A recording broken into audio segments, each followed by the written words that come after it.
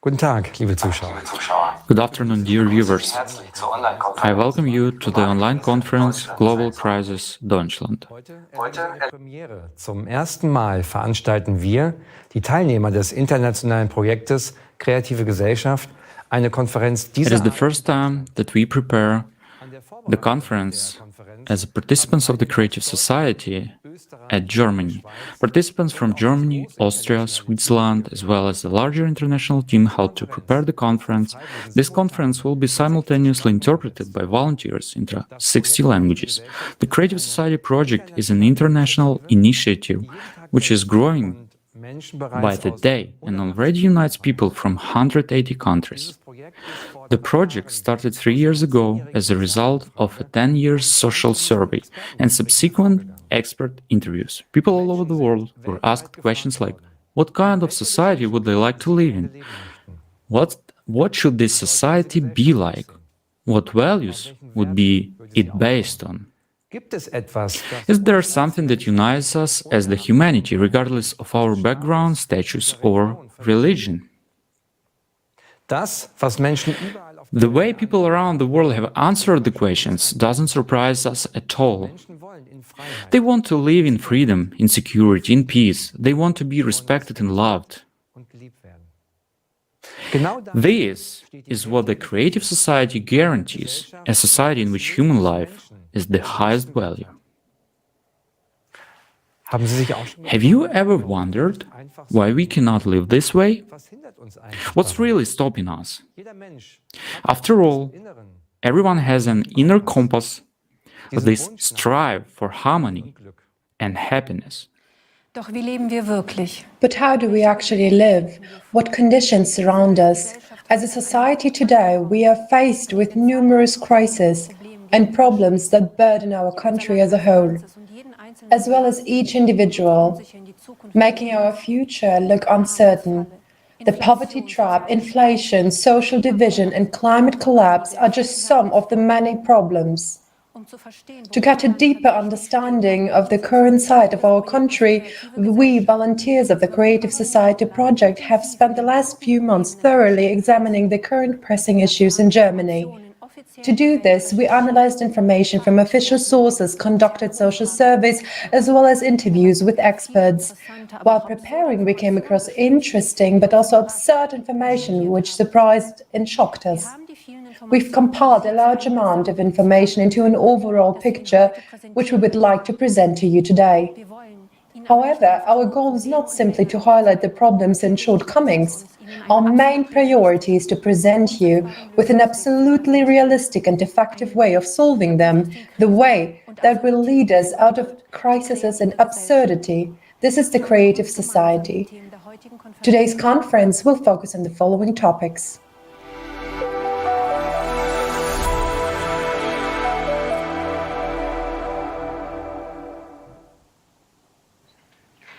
Liebe Zuschauer, dear viewers, life in our society is filled with crises and fears.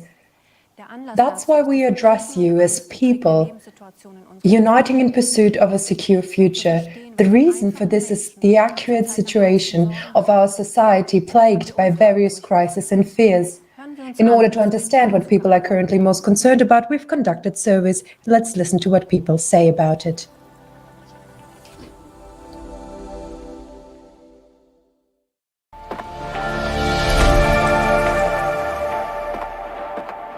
I also think what's happening here in Germany at the moment is very bad, that people feel so insecure. Where is its economy heading right now? Can you still afford everything if you go to work every day? Off the top of my head, I would say what worries me is that many people are in a difficult situation and that many people are, let's say, simply anxious or afraid about the future. How can I cope with that? Can I pay my bills now that we have the energy crisis? Everything is getting more expensive. My major concern is people's health and healthcare provision in the Federal Republic of Germany. That will be the main issue. care for the elderly, etc., also needs to be improved. We need more family doctors, more pediatricians in every area, and they should be distributed properly. I don't know, for example, how many pediatricians are available around here, but there are not enough of them. Similarly, there is a shortage of other specialists like ophthalmologists and ENT specialists. You can only see them when the situation is really severe. Speaking from my profession, the healthcare system is definitely a concern for me. I find it difficult, especially in recent years due to COVID, to see the limitations of the healthcare system. And despite this, nothing visible is being done for nurses, doctors, and all other therapeutic professions. And you can also see now we have shortages of medication. The supply is totally breaking down. The emergency rooms and outpatient care just can't handle it anymore, and people feel completely abandoned. Personally, what worries me, I would say, is the climate problem that we currently have globally. I'm afraid for my children, my grandchildren. I want them to be able to grow up peacefully and without worries, and not for my 5-year-old daughter to say to me, "Grandma, can houses where we live be also bombed?" I think that's terrible. Time and again, for centuries, there have been talks of peace, but it does not happen in reality. People don't really do anything for that, not even in Germany. Things have happened that didn't actually prevent many people from getting sick and dying. Instead, we should be focusing on improving the healthcare and education systems in Germany and ensuring that people live healthy lives, eat well, work well, and start doing so from an early age. If you don't come from at least a middle class or upper middle class family, you're already off to a very difficult start. And I think it's going to be all the more difficult in the coming years because we, young people, will have to bear more and more tax burden as the population gets older. It is always difficult to find an apartment in a new city when you have to move for that purpose, especially in big cities like Munich or Berlin. The real estate prices are, of course, much, much higher. And as a student, of course, you can't afford that. Actually, it's utilities and apartment hunting. Yes, we're looking for an apartment now. It's just very difficult because it has become much more expensive. In terms of our profession, we are forced to choose something that brings us money rather than choosing something that really speaks to our heart. Well, I think it would be great if you could say, all right, this way you could really contribute and make a difference, because then people start to act themselves. Yes, we are people. And what about the things that bring us joy, the things that nature gives us? What about those qualities that people really carry inside them? How is that developed? What is the money invested in? They talk about peace, but only a very few people really care about peace. And the gap between the poor and the rich in Germany is getting bigger and bigger. So that every person starts taking responsibility in their own environment. And instead of this, to return to the love that we carry within us and come together, to really say, okay, and make every effort to reach a common understanding and to commit to it, and in general, to show more love as human beings.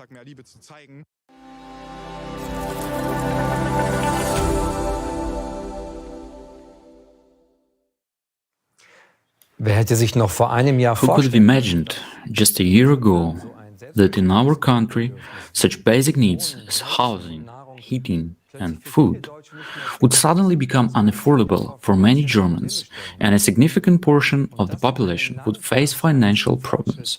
All this is happening in a country that is considered progressive and highly developed. So let's proceed to our first block, in which we will delve deeper into the issue of energy crisis.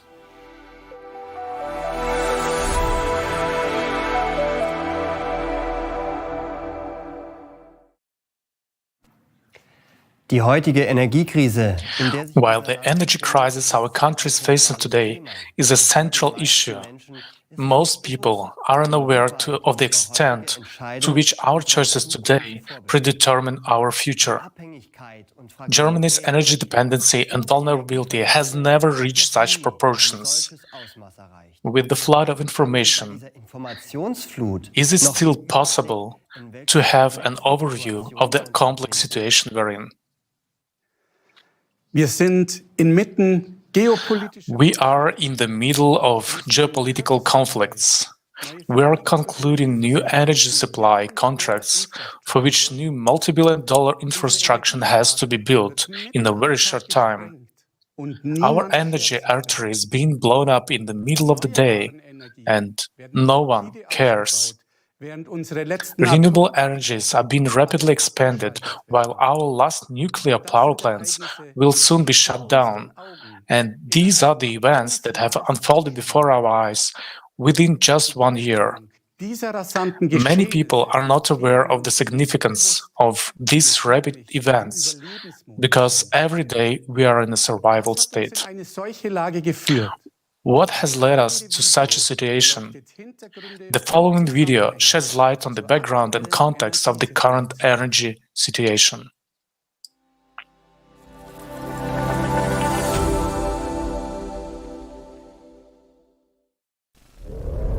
We live in times of uncertainty and chaos.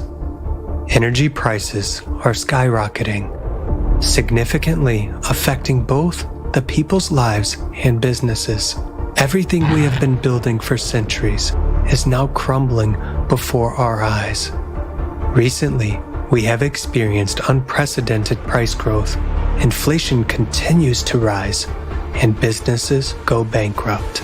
This unstable situation puts many people in dire financial straits, and the quality of life is rapidly declining. Many businesses are forced to close because they can no longer afford the ever-increasing costs. It was impossible to imagine that we could be threatened with a blackout, but we have been on the verge of it several times. And now, a blackout can happen at any moment. There is a real danger of overloading the power grid and disrupting the power, water, and gas supplies. In the event of a power outage, communications networks will also suffer. Telephone, mobile communications, and the internet could go completely out of order. We are just one step away from returning to the Stone Age. Because without electricity, all our technology and infrastructure will become useless, and we will no longer be able to live a normal, familiar life. What solutions are offered to us? While our taxes are used to subsidize energy companies, we have to wash less often, dress warmer, sleep in heating halls because we cannot afford heating, and because of energy savings. In our world, energy is a commodity traded on the stock exchange. The only winners of the energy crisis are the energy supply companies, which benefit from high prices. What brought us to this predicament? There is an opinion that the energy crisis was provoked by geopolitical conflicts, but the problems began with the energy transition. Back in 2000, the Renewable Energy Act was passed, becoming the basis for the energy transition. In order to reduce the consumption of fossil fuels such as natural gas, oil, coal, the focus has been placed on promoting renewable energy sources that would generate sustainable and productive electricity. Are we on the right track? Will we be able to achieve our goals? We are the country that has embarked on a radical energy transition. For decades, we had a well-functioning infrastructure that reliably provided us with energy. But we have shut down many of our nuclear power plants while importing nuclear-generated electricity from France. We are phasing out coal, but we buy electricity generated from coal in Poland. Now, we put all our eggs in one basket, the renewable energy sources. In this case, we have to be 100% confident in them, since green energy generation is weather dependent and therefore unstable. We continue to rely on coal, gas, and now also nuclear power to produce the missing electricity. There is also the problem of its storage and transportation. Currently, wind energy cannot be transported from the north to the south of the country because of the outdated and poorly developed power grid infrastructure, which leads to power shortages and possible blackouts. Green energy cannot be the only source of electricity in the country, but for some reason, we focus on it. This only increases Germany's already existing dependence on other countries and the vulnerability of our energy infrastructure. What kind of independence can we talk about if green energy alone cannot cover our needs, and we have to import 70% of our energy today? 807 million euros were paid by taxpayers in 2022 for wind power that was never produced. Because we pay energy suppliers even when they do not produce energy. We have already spent hundreds of billions of euros expanding our renewable energy infrastructure. And with every new electricity bill, we continue to pay for it. In Germany, renewable energy makes up the largest share of total electricity production, and accordingly sets the most expensive tariffs. How many billions more do we have to spend on energy extraction technologies that are not the solution to our problems? Germany has always had the highest electricity prices regardless of geopolitical events, in addition to old contracts that are currently not being serviced but are still in force. New oil and gas contracts are being added from new energy suppliers at much higher prices. Moreover, new liquefied natural gas terminals are being built, which have already cost us 6.5 billion euros in 2022, and billions more are expected to be spent. We can barely keep up with current expenditures due to inflation, and our country is getting even deeper into debt. Who is going to pay for all this? For decades, we have been investing in an inefficient and very expensive green energy infrastructure. We are in the middle of a trade war caused by the geopolitical situation, and we have to suffer from skyrocketing prices and overall uncertainty. But we, people, do not agree to that. Yet, who represents our interests? The interests of people. The current energy crisis is not a natural occurrence, but rather an artificial one. Is it really impossible for such a developed country as our Germany to find a way out of the energy crisis?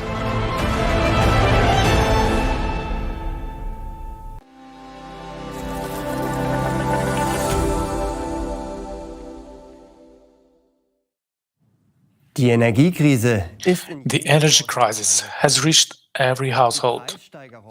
Price hikes on almost all goods and services are felt, and the extra costs can hardly be covered. Many of us have not yet recovered from the shock caused by the annual electricity bills. How some have to forego planned trips, while others have to think twice about taking long showers or using their oven. Petrol and driving have become a luxury. Many bakeries, where people used to shop every day, have closed. German businesses are also struggling to survive. Even traditional bakeries with 200-year histories that survived the two world wars and now gone forever. And that has been hard-earned for decades in disappearing before our eyes. The Made in Germany mark will soon become history, because our industry will soon no longer be competitive and companies are already moving their production abroad. This means the collapse of our economy and thus prosperity loss. We have tried to get an overview of the true causes of the energy crisis, but it is extremely difficult for us, citizens.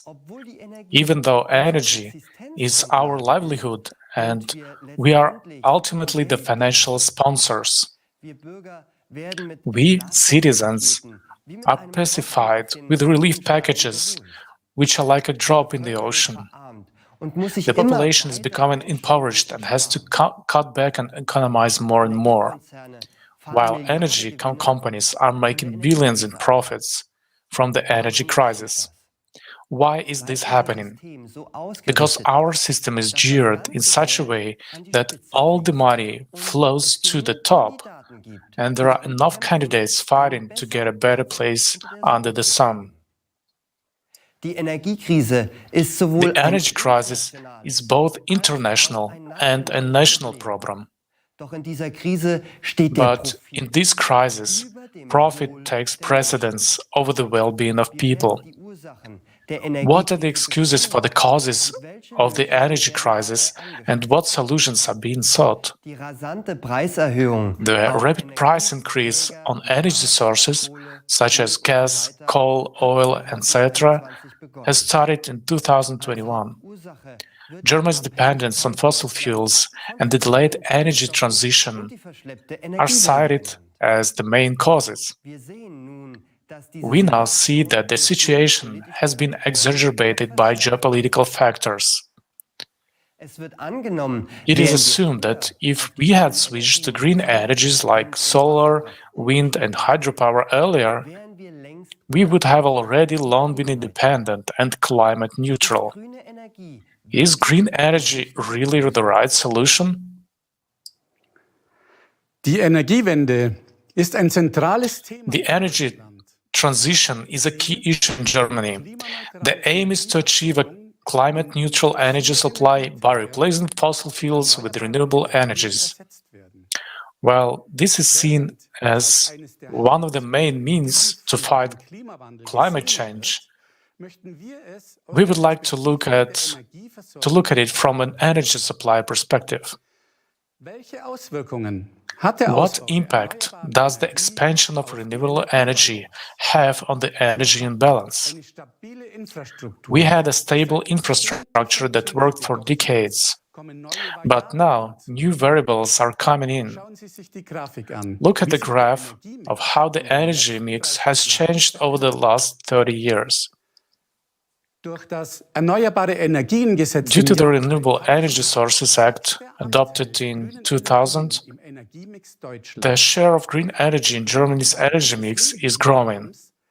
The green part of the diagram on the left shows the share of renewable energies, which was 1.3% in 1990. Within the last 30 years, this share has risen to 16%. This is what you see on the right-hand diagram. The share of nuclear energy and coal, marked in pink, gray, and red, have halved overall. This has a major impact on the infrastructure and especially on the energy supply, on the electricity supply. Let's look at what danger this entails. The energy balance is decisive for the safety of the power grids, meaning if power generation and consumption are in balance at all times, then the power grid is stable. The current always flows evenly at 50 Hz in the grid. If the balance is not maintained, a deviation is about 0.5 Hz is enough to cause a grid failure. Different types of power plants are used to ensure this balance. Baseload power plants, such as nuclear power plants, which generate electricity in a stable way but cannot quickly reduce or increase the load and cannot be shut down quickly. And flexible power plants, such as gas, coal, and hydroelectric power plants, which can quickly increase or reduce output when electricity demand increases or decreases. Renewable energy sources are weather-dependent and cannot be used at all times. They also cause unpredictable surges in the grid that have to be balanced. During the course of the day, however, the demand for electricity constantly fluctuates. At night, there is a rapid drop in demand, and during the day, the reverse happens, seasonally too. The demand for electricity also grows, especially in autumn and winter, when it grows many times over. With the rapid expansion of renewables, however, another factor is added, the weather. As a result, it is becoming increasingly difficult to ensure energy balance. Many factors are now affecting the balance in our energy grid, including increasing energy consumption, aging infrastructure, manipulation of energy markets, and climate change. In addition, green energy sources are causing dramatic changes in the way energy is fed into the grid. If the energy balance is disturbed, the power grid can collapse, and a so-called blackout will occur. That is the total failure of the entire power grid. Especially in the last year, the search queries as well as the presence of this topic in the media have increased very much. But people do not know that we have already been on the brink of blackout several times. The fact that we have safely survived this winter is weather-related luck. Let's hear what Mr. Herbert Saurup, president of the Austrian Society for Crisis Preparedness, has to say about the blackout danger. Yes, I'm observing the unfolding events with great concern, because 10 years ago, this was just a theory. From the systemic point of view, unfortunately, a lot of aspects that I discovered at that time have come true. Last summer, I wrote a comprehensive analysis with concern for the coming winter, the development of a catastrophic winter. 2022 to 23 scenario was also possible. Fortunately, this didn't happen, also because we were lucky that the weather conditions are still mild compared to the previous winters. If the winter was harsh, with lower temperatures, we would have been in big trouble. And a blackout is just a trending word. I mean by it, a super-regional power outage, which affects several states or bigger regions of the country and lasts for a long period of time. This is a trigger event, but we're talking about the infrastructure and interruptions in the supply. A critical factor is the interruptions in the supply, but not the power outage itself. I try to separate these two. I'm saying that there will be no help from the outside because it has affected everyone, and there are no extra resources. So, this is an incident that we haven't faced before. According to the report prepared by the Office of Technology Assessment at the Bundestag, Germany, for the year 2011, catastrophic events can develop in a matter of a week, and we are not ready for them. In Germany alone, 12,000 overrides were needed to prevent a blackout last year. In 2021, this number was 8,000. The dynamics of the development of events over such a period of time gives us a clear picture. While 20 years ago, such overrides were a rarity.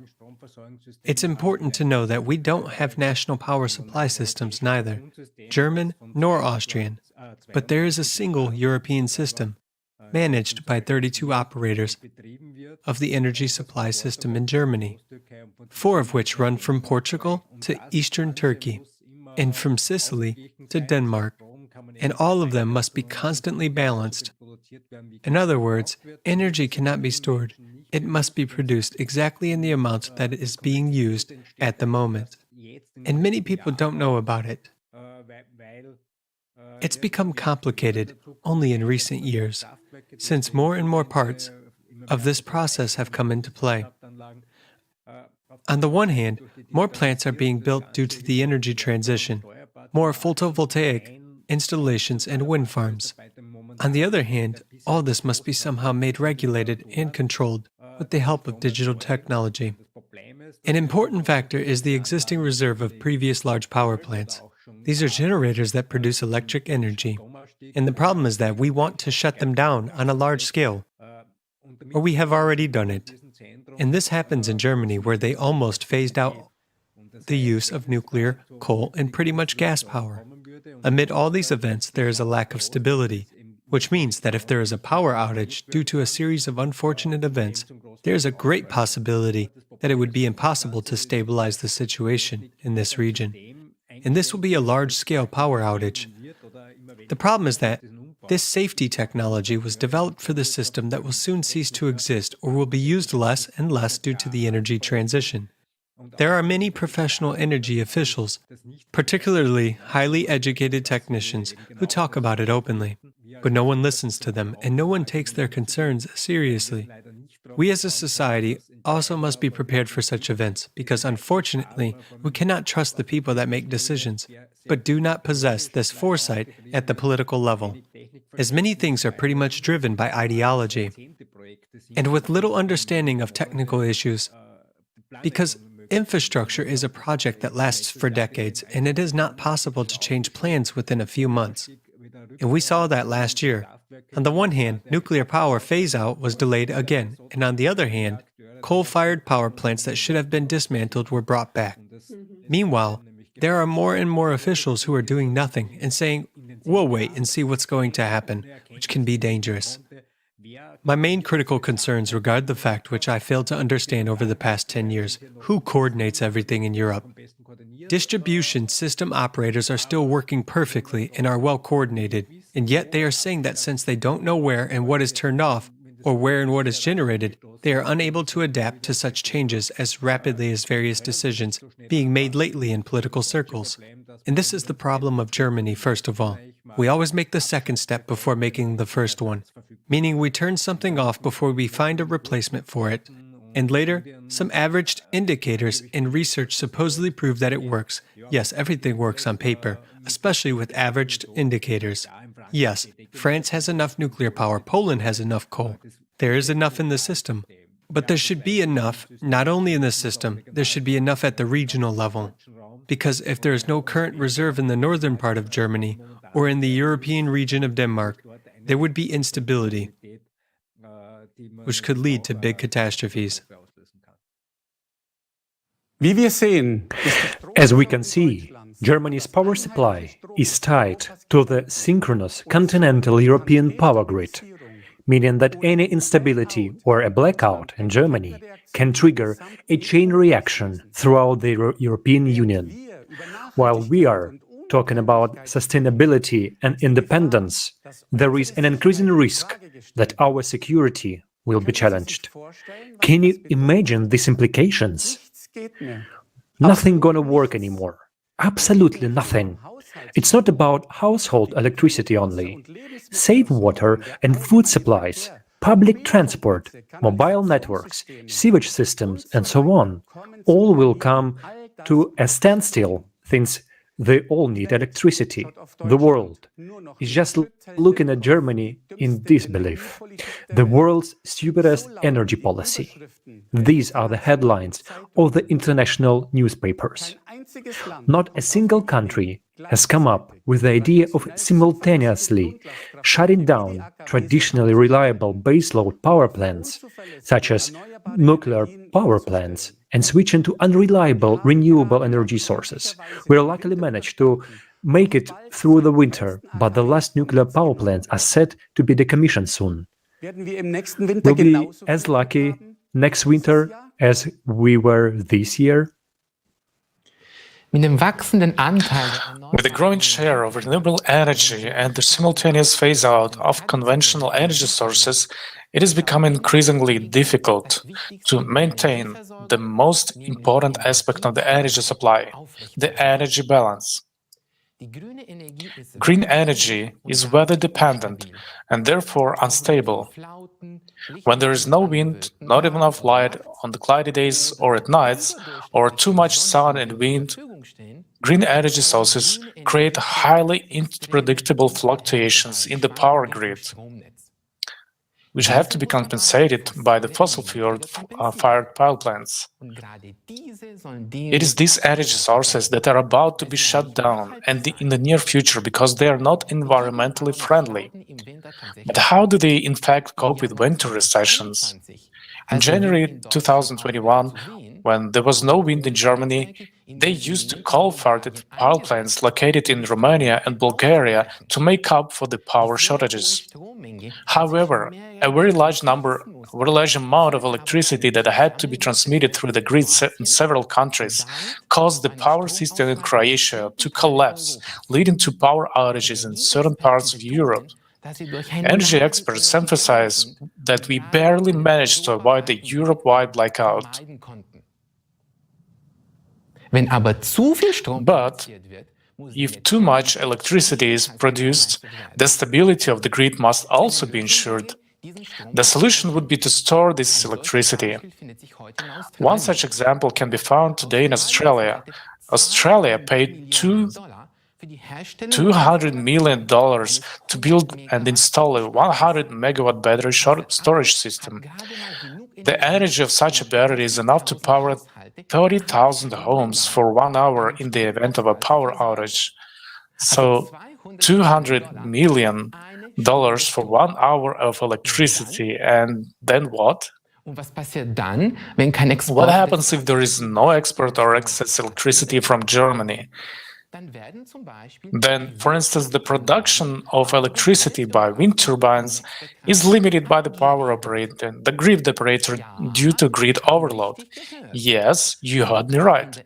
Even in an energy crisis, the capacity of wind turbines is intentionally limited, even when there is sufficient wind. As consumers, we are urged to conserve energy, yet we are paying for electricity that is not even produced. Last year, only 800 million euros were spent on this. Isn't that absurd?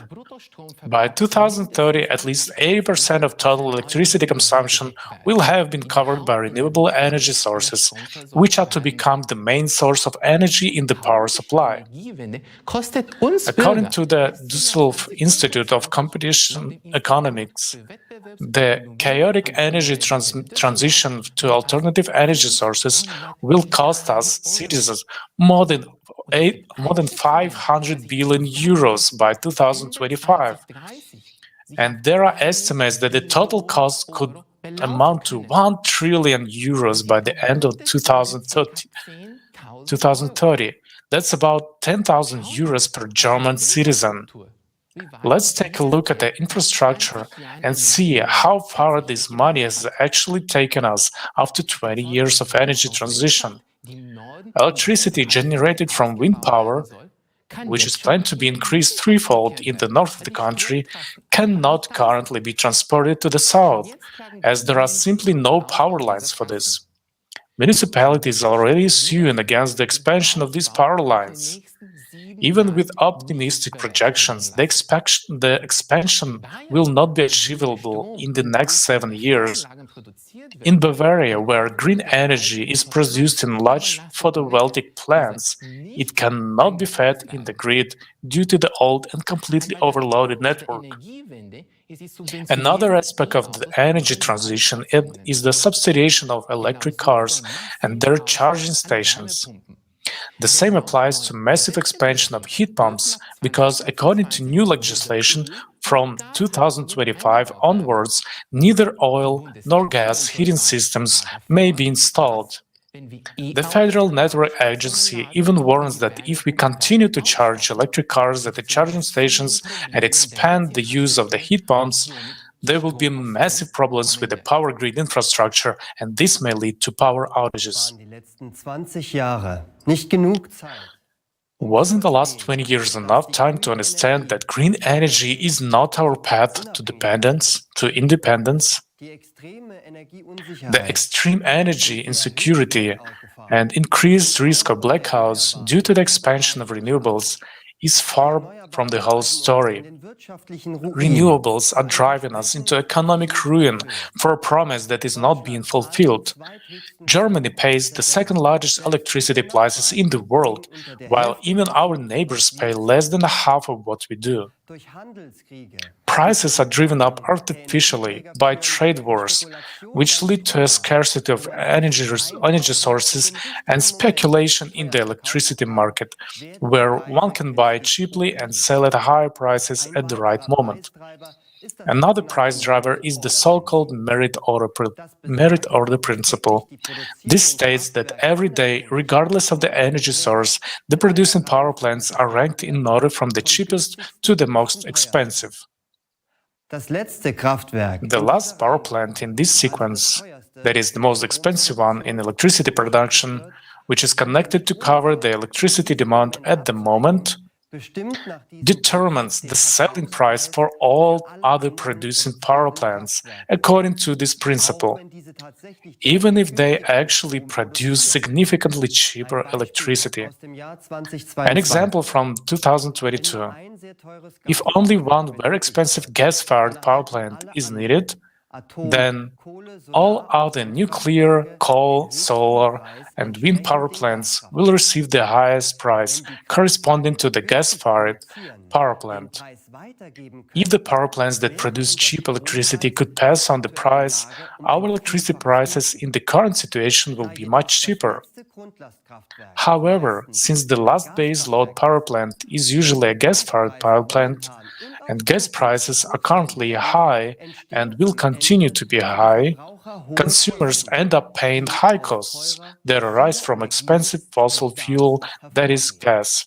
The winners in this case are exactly the green electricity producers who produce electricity much cheaper.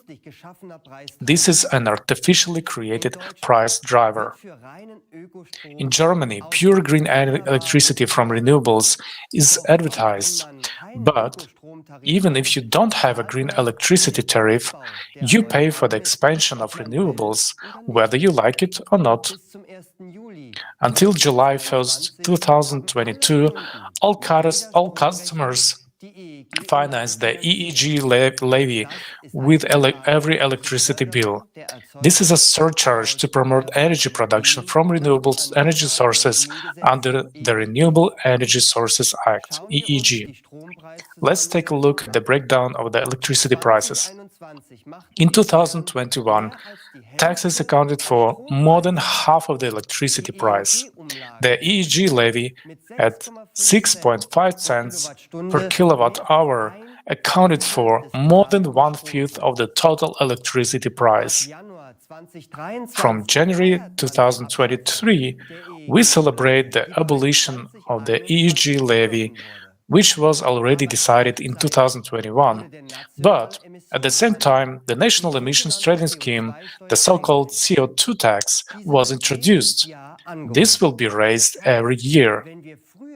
This means that we are not only burdened by our electricity bills, but also pay the so-called CO2 tax for every product, every service, and every commodity that is produced, delivered, heated, or cooled with or through fossil fuels.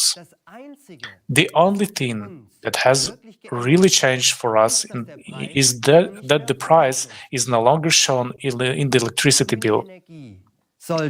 Green electricity, as it is called, should benefit the environment, and all efforts and extreme costs are aimed at this. But how green is green energy really? Let's watch a video on this topic.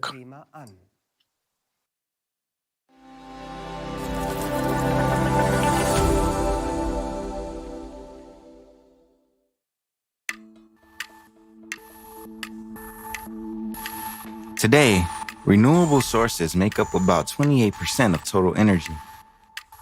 But in order to produce them, we still use non-renewable natural resources. All this continues to contribute to the depletion and pollution of the planet. Solar panels, for example, contain such heavy metals as lead, cadmium, and mercury. During operation, they leach into the ground and evaporate into the atmosphere. Waste from solar panels is 300 times more toxic than nuclear waste and requires special disposal. But since it costs more than production, they decided not to bother with it and send the used panels to landfills in poor countries. So far, not a single country in the world has regulations for their disposal. According to scientific studies, by 2030, there will be up to 8 million tons of green waste in the world. And by 2050, this volume will increase to 78 million tons. Let's imagine how these numbers would increase if we completely switch to these sources. Is this calculated in the reports? And is this topic explored that deeply at the conferences? As you can see, this only makes the environmental situation worse. And this is just the tip of an iceberg that we have to look into deeper. So, what's wrong with wind farms? Let's start with our wallets, out of which you and I will have to pay for these ambitious solutions. Building a wind farm requires an enormous investment of money and resources. The service life of a wind farm can be as long as 30 years or more, but many wind turbines are decommissioned at the end of 20 years subsidy period, regardless of their functionality, due to lack of economic benefit. And during this time, it manages to recoup only 78% of the money spent on its construction and installation. We are not even talking about maintenance, which implies building special purpose vessels, expensive utility high-rises, and constant replacement of blades. One wind park requires more than 500 tons of lubricants, which is comparable to 9 tank cars of railway trains, which, by the way, are also produced from non-renewable resources of the planet. Just think about it. The size of the turbine blades can be as big as the length of a soccer field. And do you know what they are made of? That's right, of that very plastic that we continue to struggle with so unsuccessfully around the world. Due to their gigantic size and hazardous chemical composition, they can't be recycled. So the classic solution is that the blades are taken to landfills or exported to other countries for a fictitious recycling. This, therefore, poses an insurmountable problem for our environment. The need to produce lightweight and strong rotor blades leads to another critical problem: the use of balsa wood. Currently, according to the German Federal Environmental Agency, more than 90% of the balsa wood harvested worldwide is used in wind turbines. The rest is split between yacht construction and model building. To meet the demand, loggers and traders loot the Amazon rainforest for balsa wood reserves. They have spared neither indigenous territories nor those of nature reserves, and this has led to serious social conflicts. The felling of balsa trees is detrimental to nature. This species performs important ecological functions and protects the banks of rivers from erosion. In the year 2021 alone, the company consumed almost 26,000 tons of balsa wood. That's 170,000 balsa trees. After all that, do you still think wind power is environmentally friendly?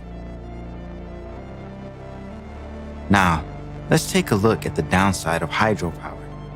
63% of the world's major rivers are blocked by hydroelectric dams. At that, dam failures and breaches put lives at risk, and the planet's ecology suffers. Hydroelectric power plants directly affect the bowels of the earth. Millions of tons of water in reservoirs press against tectonic plates, causing man-made earthquakes. Moreover, according to a recent study by the World Wildlife Fund, hydropower production is no longer reliable because rivers are drying up due to the current climate crisis. We keep being persuaded that alternative sources will improve the environment and solve the issue of climate change. Why? Where does such pushy advertising of green energy and show of concern for us come from? After all, it is not profitable for the states that are forced under pressure to subsidize these projects and buy this energy at 5 times the price of traditional energy. Germany is a prime example. By shutting down most nuclear power plants in favor of green energy, it has hit a dead end. On the most productive days, green technology generates only 17% of total energy consumption. So today, it has to buy energy with huge amounts of taxpayer money from the same non-green nuclear power plants in neighboring countries. Isn't that absurd? There's also another important fact worth noting. Renewable energy depends on the sun and wind, So it must either be used immediately or accumulated. Yet, electricity is a complicated and expensive commodity to store. Let's calculate how many batteries are needed to store electricity and use it during periods without wind or sun, or during emergencies. Just imagine, an average two-person family consumes about 235 kilowatts per month. About 100 batteries of 2.4 kilowatt would be needed to cover one family's monthly electricity needs. Now let's recall that a battery is the conversion of electrical energy into chemical energy and back again. To create them, harmful chemicals are used that cannot be recycled. And in order to produce cobalt, child labor in underground mines in the Congo is used. All this is done to allow us to breathe supposedly clean air. Now to summarize, with such aggressive promotion of alternative energy sources, are we taking into account their low efficiency factor and impact on ecology? Considering all the above, we should answer the following questions together. Should we actively develop alternative energy if it has so many disadvantages? Is it beneficial for us as humanity today? Or should we put our efforts to find a more effective solution?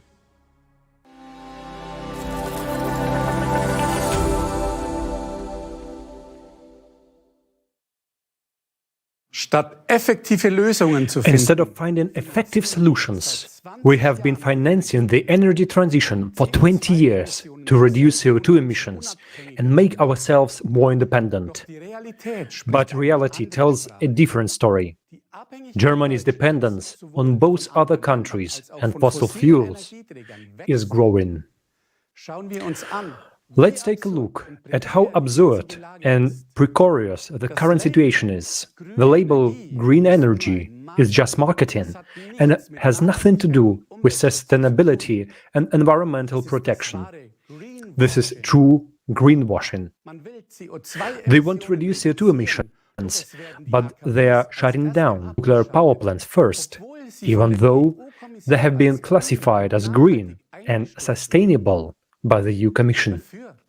Instead, we are buying nuclear power from France and the Czech Republic. The coal phase-out is planned for later, even though coal burning produces more emissions. Is it more sustainable to import additional coal-fired power from Poland as well? We prohibit the extraction of liquefied natural gas through fracking in our country, as it is very harmful to the environment, but we have no qualms about buying it from the USA. Delivery by huge tankers over thousands of kilometers leaves a bad CO2 footprint. It cannot even cover our demand, not to mention that it's much more expensive than the cheap and widely available natural gas. In addition, we bear the cost for the new infrastructure, namely the LNG terminals and pipeline construction, estimated at 10 billion euros by 2038. The cost of the energy transition will amount to 500 billion euros by 2025. And what result do we have to show for it? The level of CO2 continues to rise, regardless of how many billions we continue to toss to the wind. How many years do we need to understand that renewables are not a solution? On the contrary, we are taking the risk of widespread blackout because our energy system is becoming increasingly fragile due to the unstable renewable energy sources. The promise of Germany's independence is a utopia. Germany is resource-poor and depends on imports. Green energy makes this dependence even greater because its fluctuations must be offset by fossil fuels. In addition, it burdens us with enormous costs that are not amortized in any way. The energy transition is leading to a loss of prosperity for us. More and more restrictions and costs are being introduced for industry under the guise of environmental protection. There is talk of a new wave of deindustrialization in our country, as many companies are moving abroad. They simply cannot afford the expensive electricity and energy prices. The companies are therefore forced to invest into environmentally friendly technologies and purchase emissions allowances to reduce CO2 emissions. Furthermore, laws are being passed that prohibit certain productions, such as normal gas and oil heaters, may be put into operation starting from 2025, and only climate-neutral vehicles will be allowed from 2035. This has fatal consequences for our economy. The energy crisis is artificial and man-made. Trade wars, speculation, and the ideological view of energy supply serve one single purpose: profit. Why is green energy specifically promoted when it is so problematic for a stable energy supply, and instead of relieving the burden on the consumer and also on our environment, it is becoming more and more a burden? More efficient technologies, which have an efficiency far above one and would make us truly independent of fossil fuels, are not being discussed in the wider public.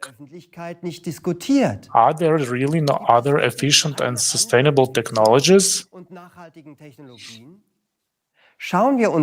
Let's watch the following video clip.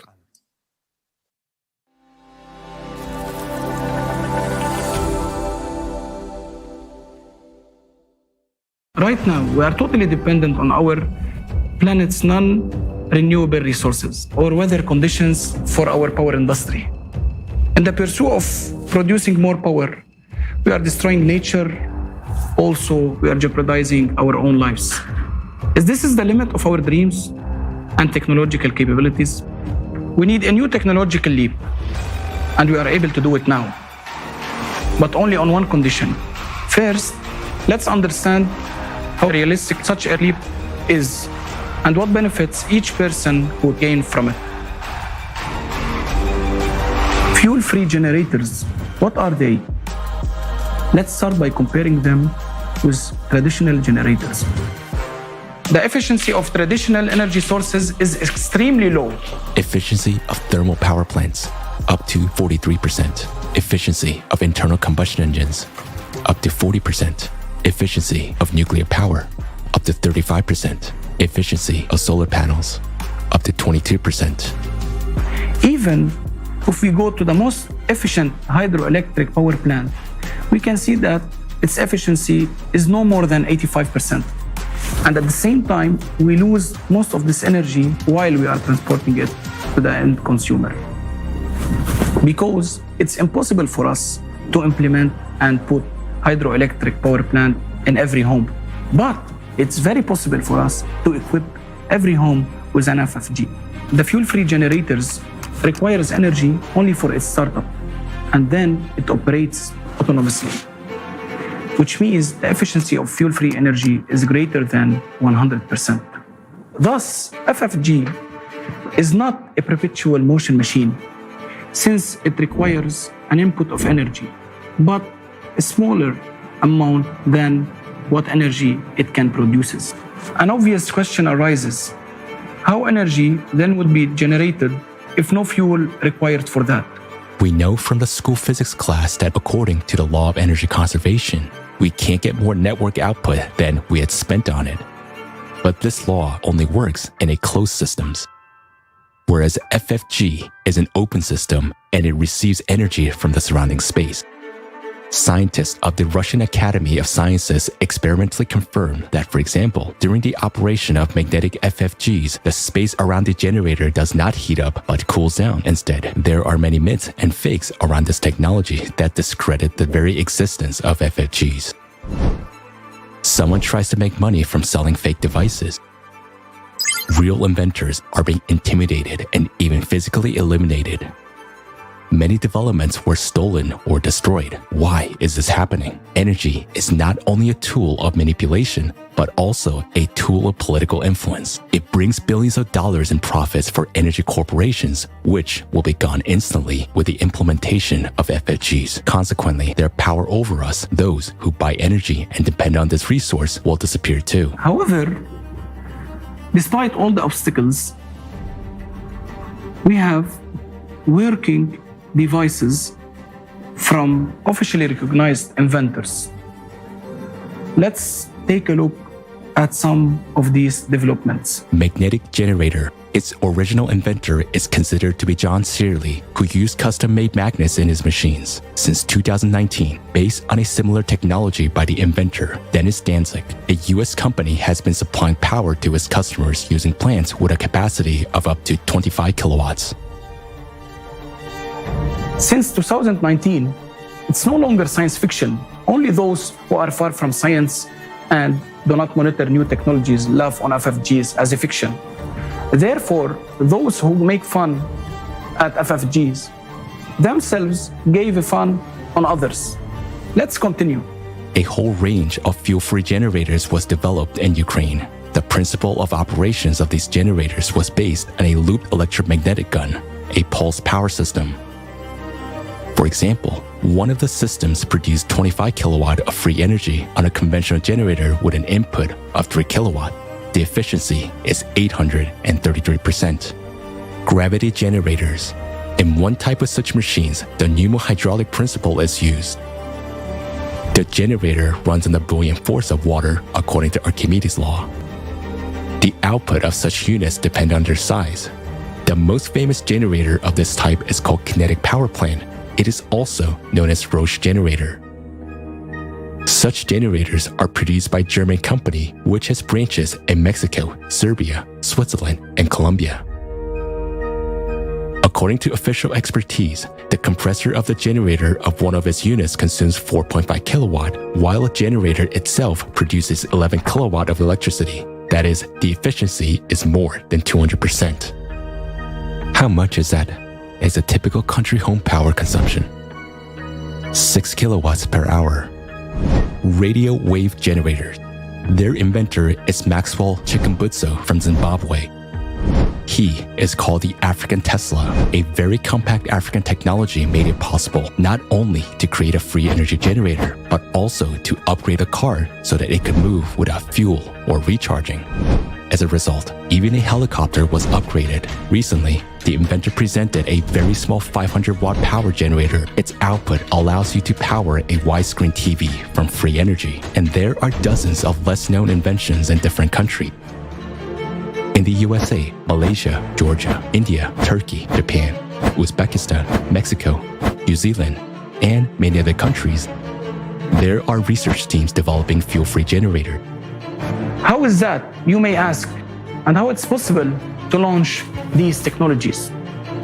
How inventors are still alive and their generators are not yet been destroyed? That's because they get energy for free and sell it to consumers for money, while the generators themselves cost crazy money. The percentage of people currently receiving energy from these systems is negligible compared to all of humanity.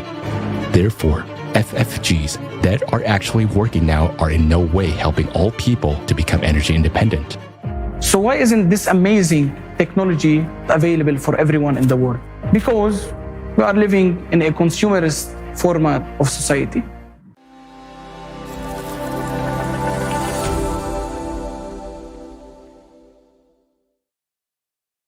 Wie wir gesehen haben, gibt es bereits. As we can see, there are already technological solutions that can provide a fuel-free, efficient, and safe energy to the population. Many who have watched this video are asking, why do we have to keep paying our electricity bill? Why don't we nationalize fuel-free generators and provide everyone with free energy surely would be a logical solution for the energy crisis. Imagine if every household had such a device at their disposal and there was no such thing as utility bills anymore. This would not only be real energy transition, this would be a totally new stage of social development in the area such as manufacturing, transportation, and communication. No harmful waste, no environmental disasters, no energy shortage. Yes, in a creative society where all resources and scientific knowledge belongs to human society, such would be our everyday life and daily life. But our reality is different. In the profit-oriented society, all conditions are created to turn essential resources into a business. There are wars for new markets, speculations and open terrorist attacks on civilian energy infrastructure. Even the air is taxed. Thus, over the FFGs are being turned into an expensive commodity, even if their production cost is negligible compared to their output.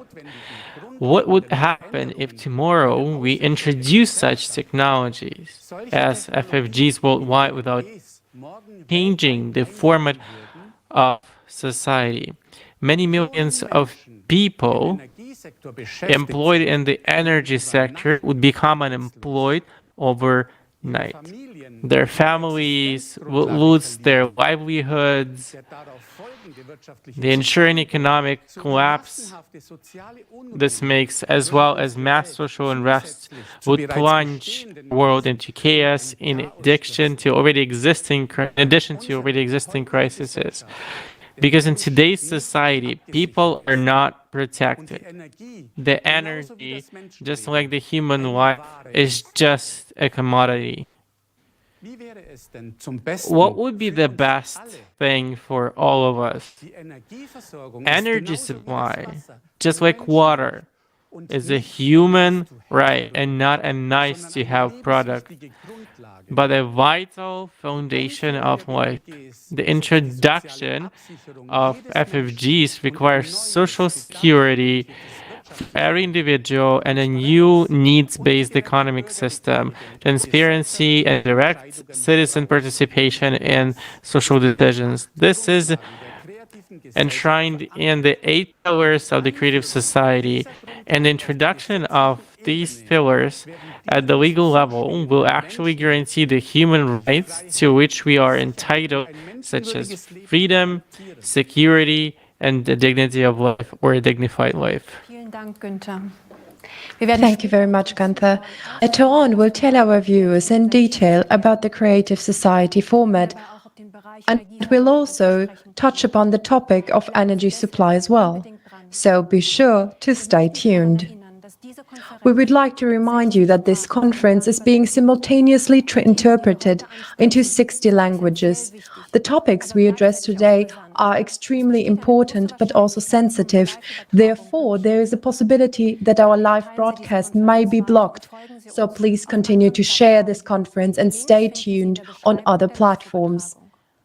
The links to our live broadcast can be found in the description below. In our next block, we're going to look at the social sector of our society and how it relates to the economic system. The social crisis is affecting more and more people in our country. We have compiled the information we gathered into a documentary. So let's take a look at the current state of affairs in Germany today.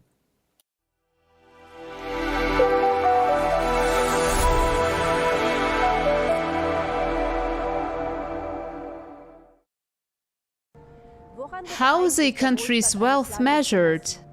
Germany is considered a rich country. We have billions of euros in tax revenue and a growing economy. Then why is the poverty rate also increasing? As a result of inflation and rising cost of living, the general level of welfare in Germany continues to decline. Is the image we have of Germany correct? Are we still a thriving welfare state? Let's find out together. Poverty. According to the Paritätischer Wohlfahrtsverband, the poverty rate in Germany constitutes 16.6%, or 13.8 million people. More than 11% of the population live below the poverty line. Single parents and students are especially affected. 41% of single-parent families live in poverty. According to the Federal Statistical Office, in 2021, nearly 38% of students had a monthly income below the poverty line. The growing poverty in Germany is particularly visible in the barely manageable number of people turning to food banks. In February 2022, more than 2 million people visited 960 food banks daily. These included homeless people, refugees, citizens living on welfare benefits, as well as retirees and single parents. People from the low-wage segments are also increasingly turning to food banks for help. The poverty risk rate for people over 65 increased from 14.7 to 17.4% between 2018 and 2021. According to a press release from the Federal Department of Housing, Urban Development and Construction, in January 2022, a total of 263,000 people in Germany had no permanent residence. Poverty has an impact on early mortality as well. In Germany, the difference in mean life expectancy between the lowest and highest income group is 11 years for men and 8 years for women. Poverty among children. Today, nearly 1 in every 5 children in Germany lives in poverty. Often, people who grew up in difficult and disadvantaged conditions remain trapped in a cycle of social insecurity throughout their lives. About 40,000 youth and young adults are at risk of becoming homeless. Poverty in old age. The next most vulnerable group is people over 65, and according to forecasts, the level of poverty in this group will keep increasing.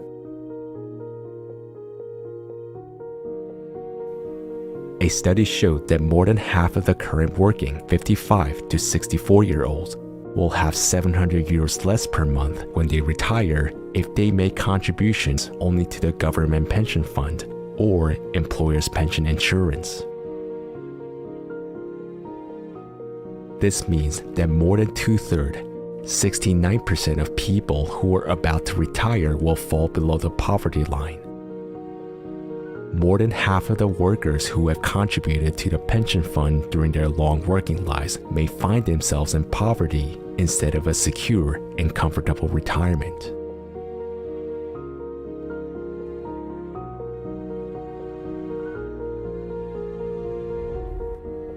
And although there are thousands of organizations in Germany that fight poverty, such as National Conference on Poverty, the German branch of the European Anti-Poverty Network, poverty rates continue to grow.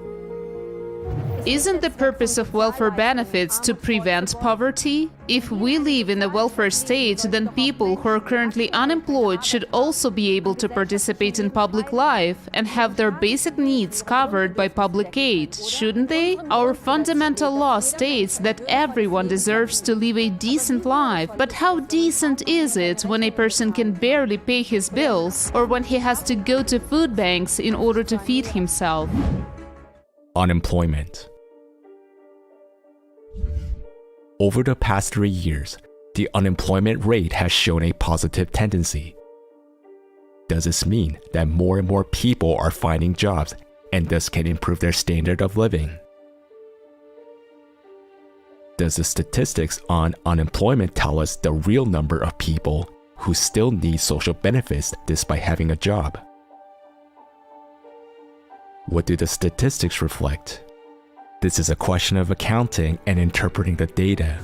There are some people who are not listed in the unemployment statistics at all, although they receive social benefits. This includes everyone who has minimum employment or a job for €1, who are looking for work or pursuing a vocational training, as well as those who are having difficulty finding work or who are sick. According to official statistics, this already makes a discrepancy of almost 800,000 people. Also, statistics do not take into account people who are not registered as unemployed and are not looking for work. They are called hidden reserve or inactive population.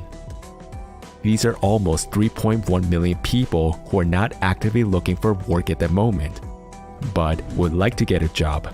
For instance, housewives. Then how true are the unemployment figures in fact? According to the German TV news service Review of the Day, politicians continue to change the wording of the unemployment criteria in such a way that officially unemployment figures are declining, although in fact they're rising. Due to the constantly changing basis for calculating statistics, it is impossible to directly compare current figures with the previous ones. Labor shortages. On the other hand, in addition to unemployment, there is ever-growing labor shortage in Germany. There is a lack of skilled workers, especially in the social professions. There are not enough teachers, doctors, nurses, and childcare workers. Up to 60% of vacancies in healthcare and education are not filled. Whether they're academic professions in medicine, or STEM fields, meaning science, technology, engineering, and math, or non-academic professions. There is a shortage of professionals everywhere. The construction industry, architecture, agriculture, and animal husbandry, aviation, geosciences, information, and energy technology also suffer from a lack of skilled workers. Rail and air services.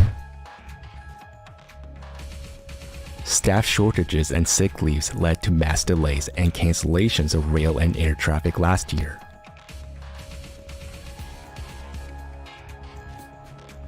Because railroads lack switchmen, between January and October 2022 alone, there were delays amounting to 375,000 minutes.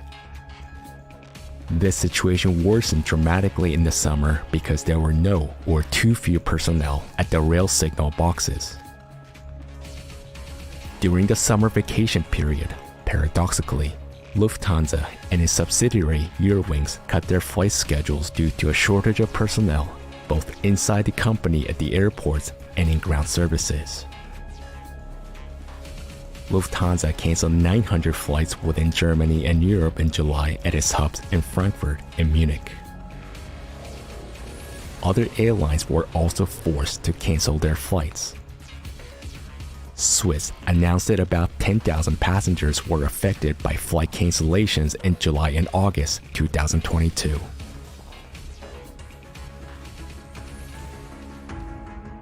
In December 2022, the number of vacant jobs for skilled professionals reached 1.2 million.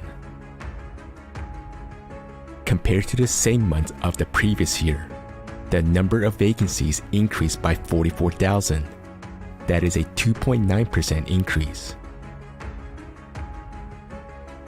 The number for the year 2022 were the highest in 10 years. In addition, there are a large number of job positions available for unskilled workers. In 2019, the German Economic Institute (IFE) published a study indicating that more than half of the 753 professionals examined experienced labor shortages. According to studies, the skilled worker shortage is now jeopardizing companies' success even greater than rising prices for energy and natural resources. Nearly half of all companies in Germany are forced to cut their operations due to staff shortages. The labor shortage is currently costing Germany almost 100 billion euros. It's weird. On the one hand, we have a large number of people looking for work, but on the other hand, there is a huge shortage of skilled professionals in many industries. So what's the missing link between the people who are looking for work and the companies that are struggling to fill their vacancies? It seems absurd. Housing market. The general crisis has also reached the housing market. Housing is in short supply. The German market is in absolute state of emergency. Already in 2020, 8.5 million people in Germany were living in overcrowded apartments. The problem continues to grow. Experts at Deutsche Bank are already sounding the alarm. They expect an unprecedented housing shortage and a deep construction recession in Germany in 2023. Rent control measures don't help much either. When housing is in short supply, people are forced to pay inflated prices per square meter because competition among tenants for every available apartment is so fierce that people have to take what they can get. The shortage of housing can be regulated by the government through allocating more social housing, but instead, the number of public housing units continues to be reduced. Between 2006 and 2019, the number of social housing units decreased from 2.1 to 1.1 million. About half of state-owned social housing became private property. In addition, fewer and fewer new buildings are being built. Supply shortages during the pandemic led to higher prices for building materials, ranging from wood to steel. And then came the shortage of construction workers, and finally, the cost of heating skyrocketed. Because of rising interest rates, fewer and fewer people could afford to buy a home. In Germany, every child is given a tax number at birth, but apparently no thought has been given to their enrollment in school. Because how else can one explain the fact that in many cities an old and partly dilapidated school building awaits the children on this day? Mold on the walls, restrooms in need of renovation, and broken heating systems. Many school buildings in Germany have not been renovated for decades. As early as 2017, there were reports of dilapidated schools in Germany. Now, 5 years later, reports of the catastrophic condition of Germany's school buildings have surfaced again. For decades, the renovation and construction of new schools have been neglected. And this has had fatal consequences. Almost everywhere, there is now lack of suitable rooms for modern full-day education. Childcare facilities. The situation is no better for the youngest children. Germany currently lacks around 384,000 daycare places. In a Tagesspiegel newspaper report, an expert warns that the system is on the verge of collapse. Childcare groups are short of staff to take care of the children, despite the fact that mothers are forced to rely on these places due to financial pressures. Education. The staff shortage is especially acute in schools. According to estimates by the German Teachers Association, there is a shortage of up to 40,000 teachers at schools in Germany. At the start of the 2022-23 academic year, the provision of lessons has deteriorated in all federal states. A quarter of all beginning teachers suffer from burnout syndrome. Almost a third of teachers quit the classroom within 5 years of qualifying. The teacher shortage has been around for several years already, so it cannot be explained by the recent influx of immigrant children. Pupils are also increasingly suffering due to lack of teachers, since many schools cannot provide lessons according to the planned schedule. The German education system has become outdated both in its structure and in many of its methods. Increasingly high demands are placed on pupils, which tend to overwhelm them. Another decisive factor and a basic prerequisite for learning and participation in the classroom is the mental health of the students. Currently, up to 20% of children and adolescents in Germany show signs of mental health problems. Education paves the way to the future for the younger generation, and it shouldn't limit anybody in their capabilities. Today, in many schools, both teachers and students suffer from psychological stress, teacher shortages, and lesson cancellations. What's the value of education in our current format of society? Isn't the education of our children the most important investment in our future? Medical and nursing care. What situation do we have in the healthcare sector? As they say in professional circles, there have been cutbacks at every corner and every end for years, and they're getting bigger every year. There is a shortage of not only junior and middle medical personnel, but doctors as well, and everything suggests that this shortage will increase even further in the coming years. According to Alan Lundeshausen, Vice President of the German Medical Association, it now takes 1.2 people to fill one full-time position. She says part-time work is one of the last guarantees for regular working hours without overtime work.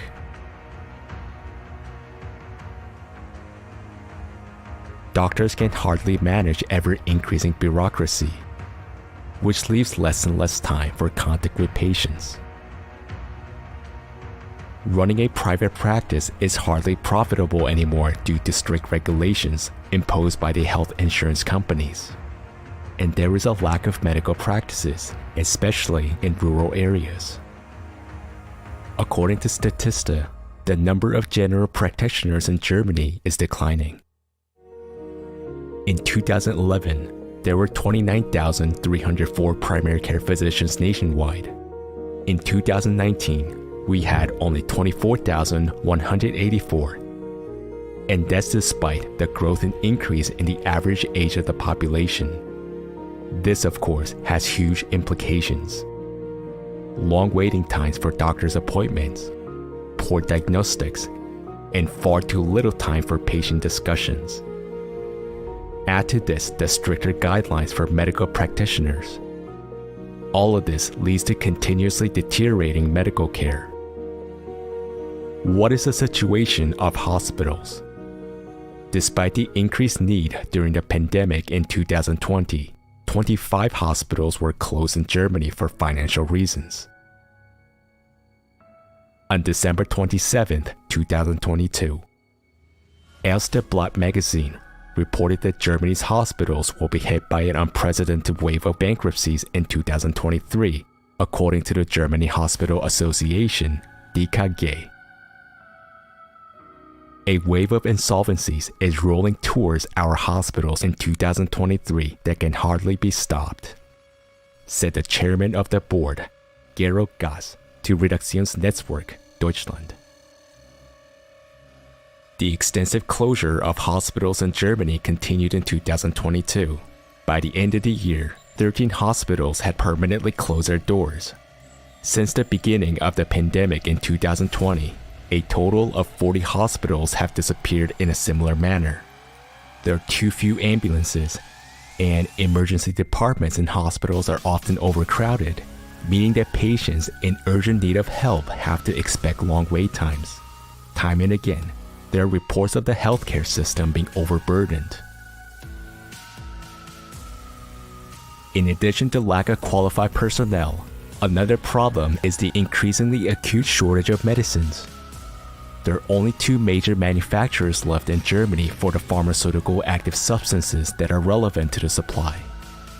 On the global market, pharmaceutical manufacturers and distributors find it more profitable to supply products to countries where prices are higher than in Germany. Quality deficiencies in manufacturing, production problems or failures, delays in raw material deliveries, or even outright discontinuation of products by manufacturers. These are the realities of today. 68% of the production sites of certain active ingredients for Europe are located in Asia, says a study by the FAFA Pharmaceutical Association. Europe's high dependence on Asian active ingredient manufacturers is therefore problematic. In October 2022, Focus magazine published a list of medicines affected by supply shortages. This list includes about 300 drugs. So much for our current healthcare system. Healthcare should not be subject to profit maximization. Hospitals are being closed despite the growing number of patients. Doctors experience extreme work pressure due to difficult and stressful working conditions. Shouldn't human life and health come first? What about the mental health of the population? Mental health. A disturbing trend is also revealed in the rising number of depressions and other mental illnesses in Germany, which is actually higher here than in most other countries, with 5.2% in 2022. Germany is among the 16 most depressed countries in the world. More than 11% of women and 5% of men suffer from depression in our country. More people have died in Germany from suicides than from drugs and traffic accidents combined. The majority of these suicides were caused by depression, which was often inadequately treated due to lack of places to receive therapy. According to the Federal Association of Psychotherapists, the average waiting time to receive psychotherapy in Germany is 20 weeks. Violence. A great fear shared by many people, and especially parents, is the fear of violent crime. In August 2022, the Review of the Day TV news program reported that an average of 49 minors had been victims of sexual abuse in Germany last year per day. There has been a 53% increase in the distribution, acquisition, possession, and production of sexual abuse images over the past year. This is in addition to a 10% increase in physical abuse, as well as dramatic increase in the distribution of abuse images among minors. Last year, for example, 17,704 children under the age of 14 were victims of sexual violence. 2,281 of them were under the age of 6. Is this the world we want to live in? It's hard to comment on the inhumanity in which we live. It's painful to realize that adults can harm children instead of protecting them. Isn't it our duty as a society to put a stop to this? According to statistics, every third woman in Germany has been a victim of physical and/or sexual violence at least once in her life. About every fourth woman has been a victim of physical or sexual violence by her current or former partner at least once. Considering everything we have just seen, can we still call our country a welfare state? Do we feel safe in such a society, and where are we heading if there is degradation in all areas of our lives? We should look at the big picture and realize that it is we, the people, who support this form of society through our passiveness. If we want to live differently, then we should act. Now is the time to do this.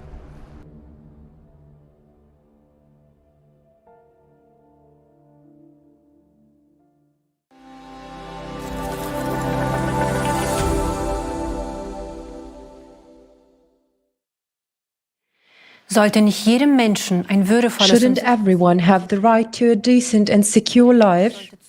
Everyone should have access to affordable housing, a decent social package, free and high-quality healthcare, and the opportunity to participate in the life of society. All of this is laid down in the social code. Our social market economy must guarantee freedom, social welfare, and social justice. We must realize now that we are drifting further and further away from these goals. All that is offered as solutions within the present consumerist format of society helps only selectively and at best in short term. If we really want to find a way out, we must take a completely new path. After what we have just seen, do you still think of the Germany that for decades stood for prosperity, social justice and security? Personally, it scares me that there is so much discontent and injustice in our country, which for the whole world looks up. Can we still call our country a welfare state? Let's look at how the term of welfare state is defined. A state that strives for social justice and cares for the social welfare of its citizens. The basic law states that the Federal Republic of Germany is a democratic and welfare state. The fact that we see have long been inconsistent with this definition. So how social is it that 1 in 5 children in Germany lives in poverty? That some 40,000 minors and young people are at acute risk of becoming homeless, or that more than 2/3 of people who are about to retire and likely to face poverty in old age. One would assume that these problems only affect the socially vulnerable, but now we see that people with low incomes also need social support. Never before have food stalls in Germany been so crowded, and all the more so by those who have jobs. Many are asking themselves, what is the point of paying into a pension fund all of my life if I am going to be poor at the end of my life anyway? What's the point of having a good salary if you can't buy a home with it? What good is modern medicine if I have to wait up to 6 months for an appointment? In Germany, we have a shortage of medicines, and in many places, for example, it is impossible to buy antibiotic syrup for children. In our country, we often hear people say things are worse elsewhere. We are still relatively well off, but why should we assess our situation by looking at the extreme global situation in the world instead of taking our own development and progress as our point of reference? We must honestly admit that our conservative optimism and the slogan "everything will be fine" will not help us. Statistics that do not reflect the realities of our lives don't change anything. As a result, new, lowered standards are being introduced. And instead of continually improving, or at least maintaining the quality of life, we are slipping further and further into social injustice. Children growing up in poverty, pensioners picking up empty bottles. This should not be the case in our rich country. We finance our social system through our taxes and social contributions. Why are we still experiencing so much hardship? Where does our money go, and how is its distribution decided? Did you know that we Germans pay the highest taxes in the world after Belgium? That is why Germany is considered a country with a high tax rate. This is the result of a recent study by the Organization of Economic Cooperation and Development. The OECD compares the tax and levy obligations of its member countries every year, and according to the study, Germany ranks a dismal second in the world in terms of taxes and levies. Only in Belgium do people with average earnings have to pay even more taxes and levies in Germany. The entire federal budget is financed almost exclusively from our taxes. In 2022, tax revenues in Germany amounted to around 815 billion euros, and nevertheless, 3/4 of Germans are happy to pay taxes because the state can use these revenues to ensure good living conditions and security for its citizens. Why then do we not have money for kindergartens, high-quality school equipment, or medical staff? The tax laws in Germany are very complicated, and this is mainly due to the more than 40 different types of taxes that exist in Germany, not to mention the countless laws and directives about who has to pay taxes for what and how much. It is therefore obvious that not all people understand how taxation works. As many people know, everyone who works pays the income tax. This means that our wages are taxed. When we make purchases with this money, we have to pay tax again, value-added tax. In fact, in addition to direct taxes, there are also indirect taxes which we do not even notice in everyday life. The following chart shows a few examples. In total, we give away 60 to 70% of our income in the form of numerous taxes. We forget that money deductions are the equivalent of time and energy in our lives, time during which we cannot be with our family or take care of our health.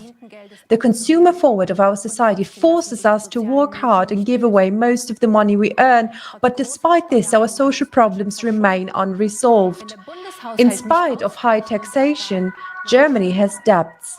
If the federal budget is insufficient, the state borrows money. And did you know that every person in Germany has a debt of 30,000 euros without even knowing it? Public debts are our debts, yours and mine, without our consent. Is it acceptable to take out loans for another person without asking them? In our private lives, it would be unthinkable, but it is done to the entire population of the country. Imagine if you now had a political vote. You could vote on what money would be spent, what laws would be passed, or what measures would be put in place to improve people's lives. Would you agree, for example, with the decision to place the heaviest tax burden on the middle class, which makes up 2/3 of Germany's population? The middle class, small and medium-sized enterprises contribute significantly to the financing of public expenditure by paying high taxes and social security contributions. Did you know that at the same time Germany remains a low-tax country for the particularly wealthy? Although corporate taxation is relatively high, multinational corporations bypass on a huge scale the fair payment of taxes through shell companies in tax havens or use tax tricks and loopholes. If this money didn't go past the Treasury, we would have a lot more tax revenue for the federal budget. But would have been the effect? The money could have been used to solve problems in many areas and help people. Why do we allow this injustice? In the first place, because corporations follow the rules of the consumer format system. They are simply trying to make the most profit possible, while ordinary people have to bear the heaviest burden and pay for it with their lives, health, and hard work. The culprit is not the big corporations, but the system itself, which is built on this principle of injustice. Inflation is an additional burden of the middle class. It has already caused the middle class to shrink in the recent years, and it is under pressure. Smayes no longer know where they will exist next year. Production costs are rising, energy costs are rising, rents and interest rates on loans for businesses are increasing. What does this mean specifically for us, people? At a 10% inflation rate, your annual income decreases by 1 month's wages. This can easily be calculated without being a mathematician. That's exactly the money you don't have enough for a holiday, for example. Experts say that inflation has just begun, and if we do nothing, once it gets worse, it will be hard to stop. We will soon take a closer look at the artificiality of crises and show that the format of consumption is programmed to create crisis and inflation. What are the consequences for our country? If the middle class shrinks, the economy will stagnate. Less will be spent, less will be produced. Tax revenues will fall. There will be less money in the federal budget, therefore, less budget for social services. By improvising the middle class, Germany impoverishes itself and loses its footing, while large corporations are moving production to other countries because energy and production costs are too high in our country. Small businesses, bound by obligations, must suffer. As a result, small businesses go bankrupt, and the number of jobs decreases more and more. And then, what happens to people when they fall out of the middle class? We very much hope that these people do not slip into poverty. As we can see, the gap between the rich and the poor is widening. In times of crisis, most of the population will become poorer, except for those few who can profit from it. A prime example is the energy corporations that have made huge profits during the energy crisis. The crises of recent years are not the only reason for this outcome. They are a condominant factor of the consumer format. They have only highlighted and, of course, further exacerbated the existing inequalities and vulnerabilities of people in this consumer format of society. What processes are really behind this? Why is inflation currently affecting people so much? What could be the solution to the problem? We interviewed Murat Yildiz, an insurance specialist, investment advisor, and property specialist, about this. Let's hear what he has to say about it.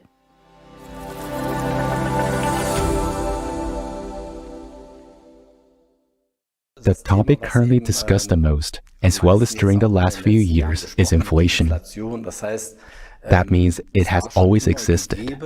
But now, during the last 2 to 3 years, inflation has been so high that unfortunately, everyone feels its impact, and every day, while shopping, we can see the value of money depreciate. In this respect, unfortunately, things look gloomy. And no matter how bad it sounds, this is just the beginning. So, I believe that in the nearest year or two, the situation will only worsen. Regarding the economy doing well, I'll leave that aside. I wouldn't put it that way. That's the way they're presenting it. But when you look at small and medium-sized companies, before the crisis, there was a change in the legislation that no longer requires companies to file for bankruptcy, which means that many companies that should have been closed down due to their financial reasons still exist. And it looks as if the economy is doing well. But at the same time, many employees have been made redundant, and now a large number are working less hours. In my opinion, all of these are just embellished messages.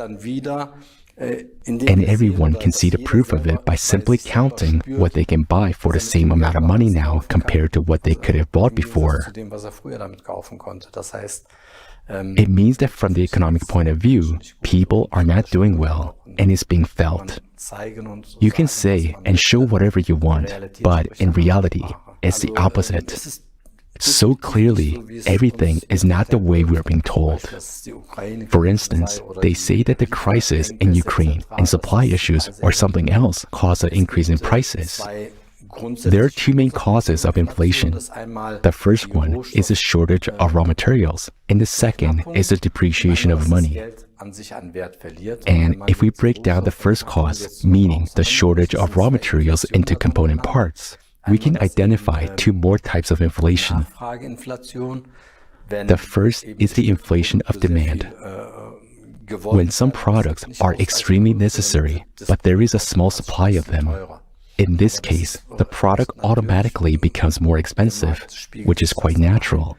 The market reflects itself. And the second one is the inflation of the production costs. Meaning, if the manufacturing cost of a product has increased, for example, a farmer grows tomatoes, cucumbers, and so on. But now he has to pay twice as much for diesel fuel. Then the production costs automatically increase. But these two kinds of inflation are actually insignificant because nowadays they account for a very small part of what we see and experience. Today, the main reason for inflation is monetary inflation. When the market is flooded with large amounts of money, or there's more of it being printed, which is exactly what the Central European Bank has been doing for the last 7 to 10 years, then the value of money depreciates. Unfortunately, it won't work with the current system. The most you can do is to make selective improvements in areas where you are an expert, or create some opportunities to make things less dramatic. But for real changes to occur for people, basically, the whole system has to be changed. There must be transparency. Every person must be involved. And all systems can be formed differently. We already have the solutions, but not everyone knows about them yet. So we must implement them in practice. I've learned about the Creative Society just recently. And I think this idea is not only brilliant, but it's easy to implement. The first thing is to simply inform people that this opportunity exists and that everyone is involved in it. In the current system, we can only treat the symptoms, but that wouldn't cure the system as a whole. So we will have to change it from the ground up.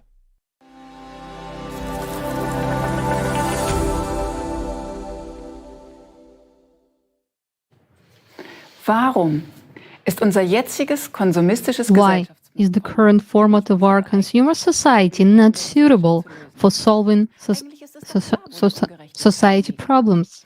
Because it is actually clear where the injustice lies. When we speak about the consumer society or the consumeristic format, we do not mean that people should not buy goods, services, or comfort. Rather, we use this term to describe the destructive orientation of our society. Consumer society is a society that does not serve to protect human life and improve the overall quality of life, but instead is geared towards increasing profit and maintaining power for the few, while allowing oppression and exploitation. Dear viewers, we can clearly see that we no longer have a social market economy. Instead, it is more and more of a pure market economy, where there is a market for every good and service, and when it comes to existential areas of our life. Thus, all issues in our society are now reduced to just price optimization and profit maximization. What impact does the continuous expansion of market-based approaches have on the German economy and society? Due to insufficiently profitability or lack of funding, clinics are forced to close, reduce bed capacity, and cope with staff shortages. At the same time, more and more expensive medications are approved for use, and pharmaceutical companies make billions of dollars in profits. We are paying for the second most expensive electricity, not only in Europe but worldwide, while our electricity supply is becoming increasingly unreliable, and we already have to prepare for massive blackouts. In 1/5 of Germany's territory, not every user has mobile coverage because it is unprofitable for mobile network providers to expand their networks across the country. In addition, we export 700,000 tons of waste each year to other countries because it is cheaper to recycle it there. However, in most cases, they end up in landfills or even in the sea. We import food produced with forced labor or child labor because it's cheaper. Why are we faced with this absurdity every day? The answer is always the same everywhere. We do not have enough money to solve the problems we have to solve. And this is not only the case in Germany. All over the world, people are confronted with absurdity and dissatisfaction. And the answer is the same. We do not have enough money. We always think that other countries have to adjust to our high standards in order to solve their problems. But even we don't have enough money to solve our problems. But is this really the case?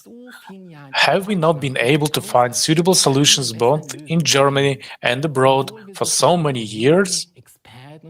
And this is despite the fact that we have so many economists, experts, and consultants. Let's now look at some figures on a global scale.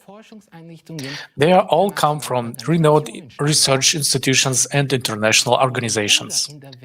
To end global hunger sustainably, we need an additional $33 billion a year for the next 10 years. To provide social protection for children, mothers, retirees, and people with disabilities across the developing world, we need an additional $480 billion a year. We need an additional $707 billion a year for universal health care across the developing world for 6.6 billion people. This amounts to 1.2 trillion a year. That's a pretty big sum, which we obviously can't afford. But let's look at what we clearly have enough money for.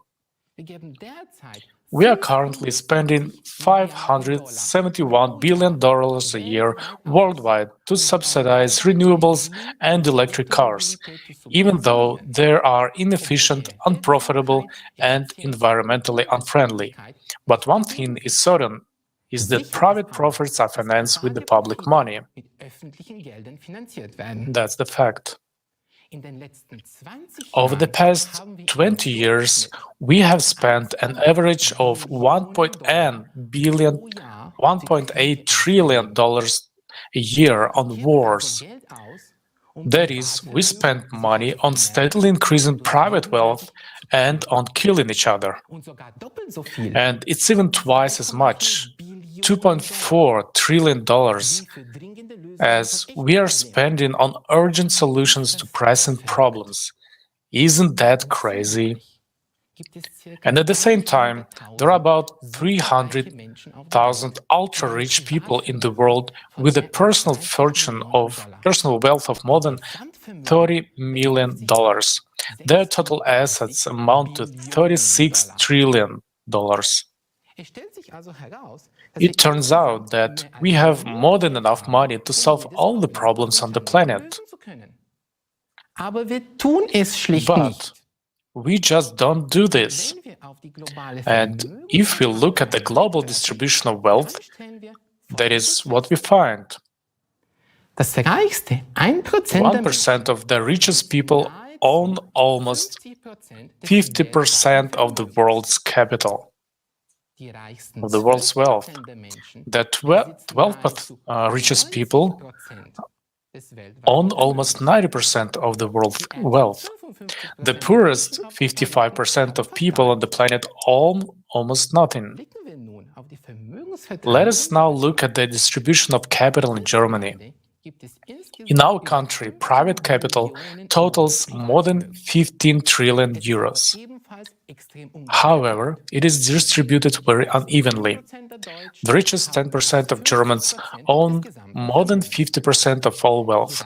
The richest 20% of Germans own about 80% of all wealth. The poorest 50% of Germans own almost nothing, and the poorest 60-70% of Germans have next to nothing. Among them are many people of the middle class who go to work every day but have no assets.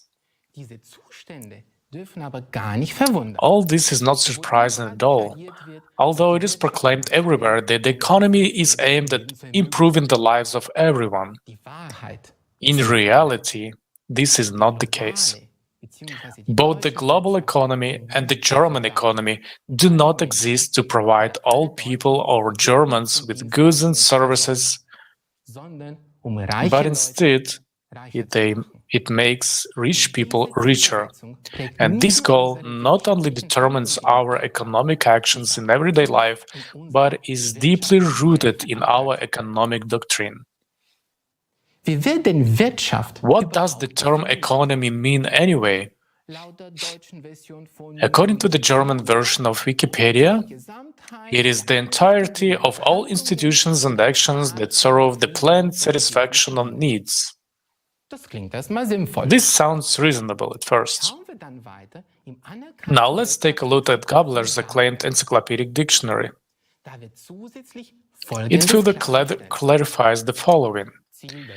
The goal of the economy is to ensure subsistence. This is exactly what we are clearly failing to do, and in its capitalist form to maximize profit and pleasure by means of entrepreneurial freedom. At the same time, generating dependency, whether on suppliers or products, and growth until the not necessarily desired but expected collapse of the system happens. Not a bad perspective, is it? But what is particularly interesting is that the very first definition of the term economy goes back to Aristotle. There he distinguishes between economics or economikos, Greek housekeeping or household management for the satisfaction of needs, and chrematistics, the art of acquiring wealth. What do we do? Economics or chrematistics? The famous American economist Milton Friedman published an essay in the New York Times in 1970 titled "A Friedman Doctrine: The Social Responsibility of Business is to Increase its Profits." There, he argued that a corporation has no social responsibility to the public or society. Its only responsibility is to its shareholders. Such arrogance. So there is no responsibility to patients in the hospitals, consumers of electricity, mobile phones, in other words, to us, the people. How inhumane it is. And how do we organize the so-called economy? According to the interaction between supply and demand, right?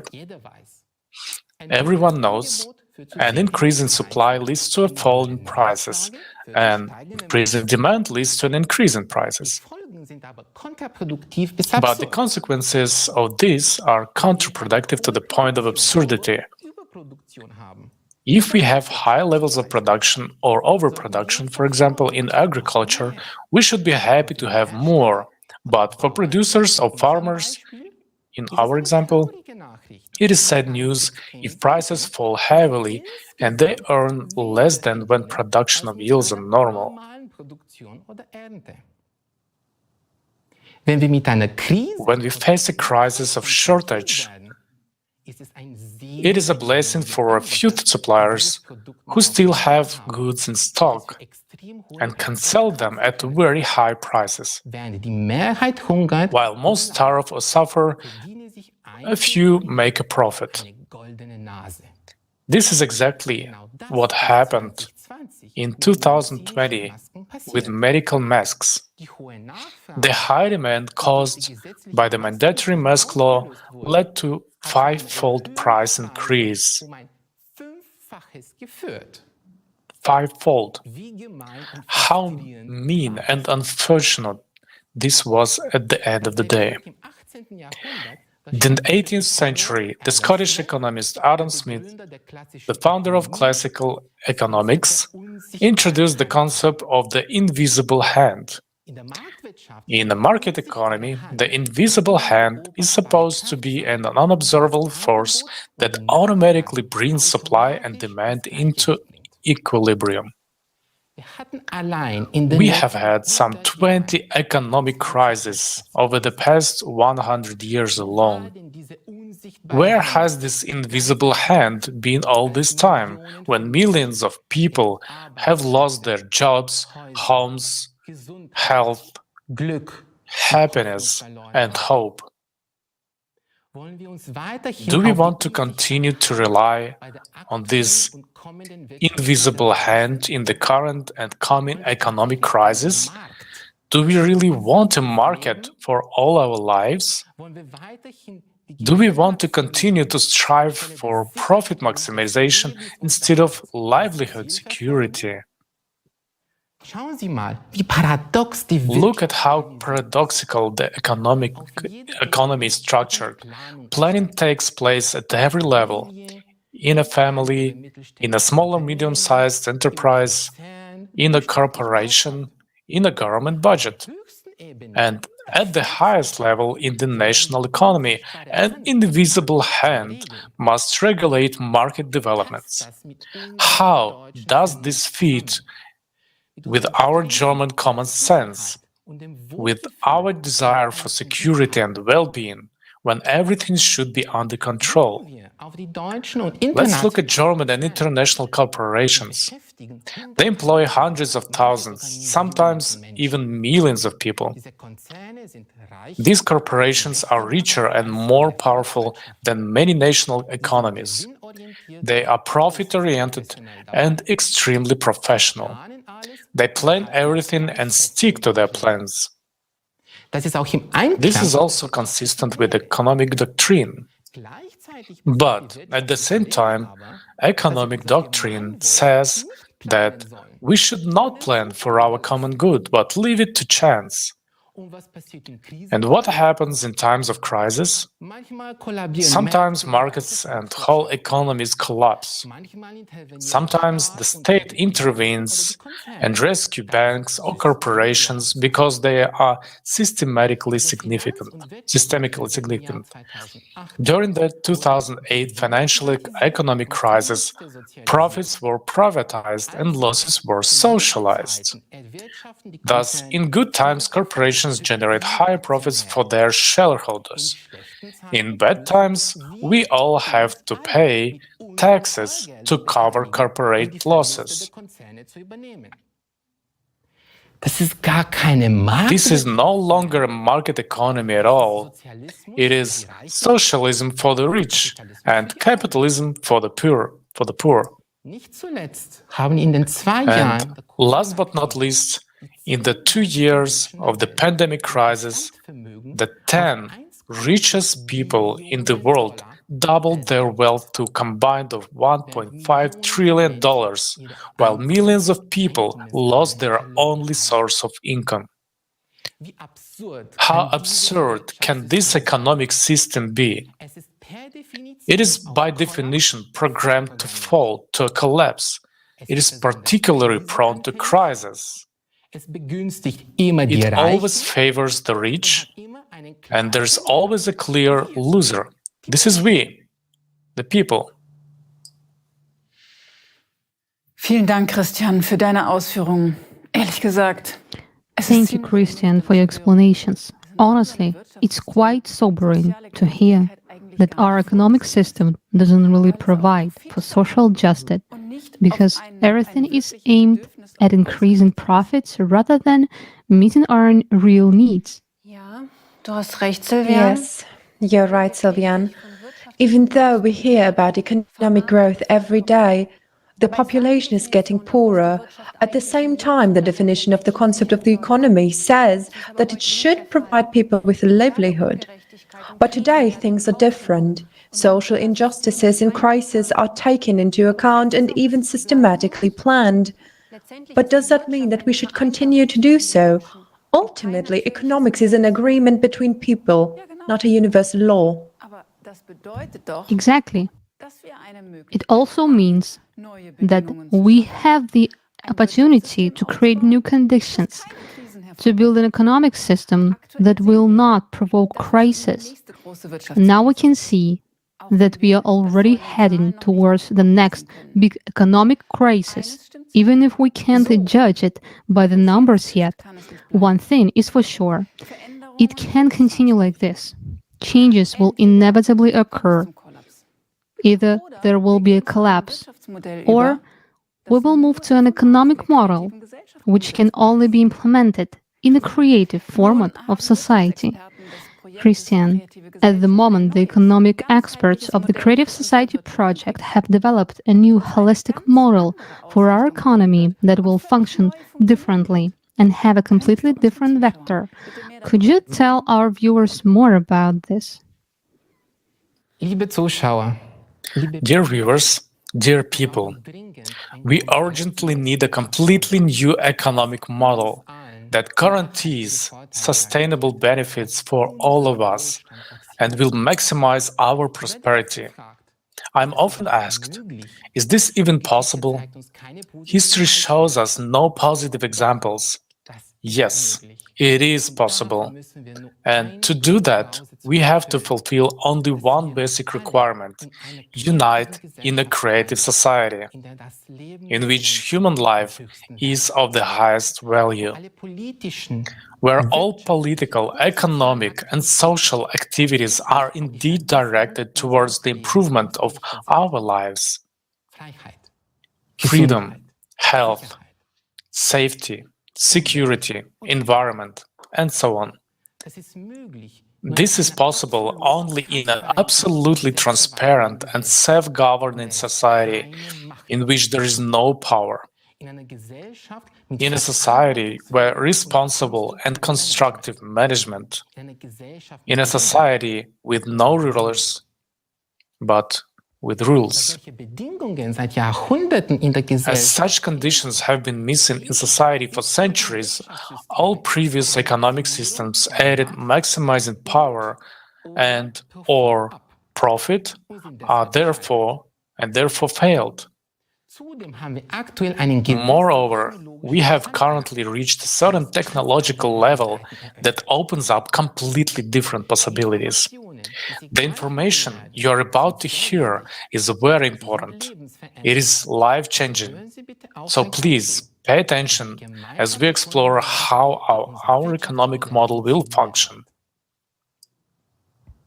The ultimate goal of the economy in the creative society is to provide everyone with equal, best possible standard of living. We are talking about the highest quality of healthcare, education, housing, food, clothing. Everyone will have the best or everything according to the strictest quality standards.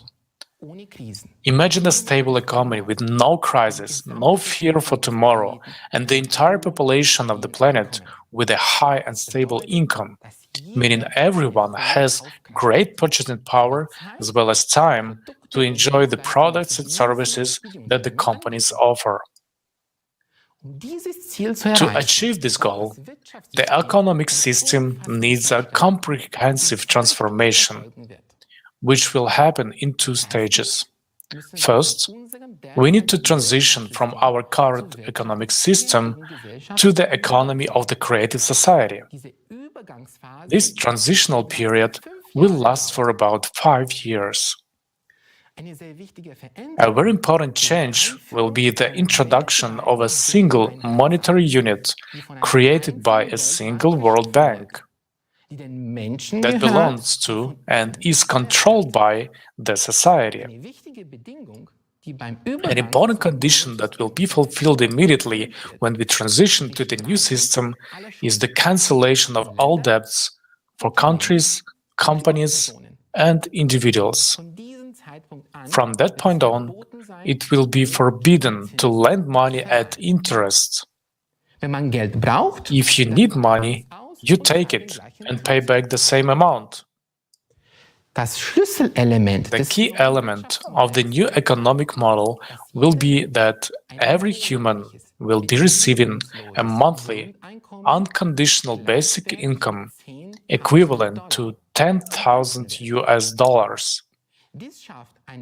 This will create a high purchasing power for each member of society and ensure a stable demand for goods and services, which in turn will create conditions for the sustainable growth and development of businesses. With the help of an AI, the economy will be planned by and for the benefit of society as a whole.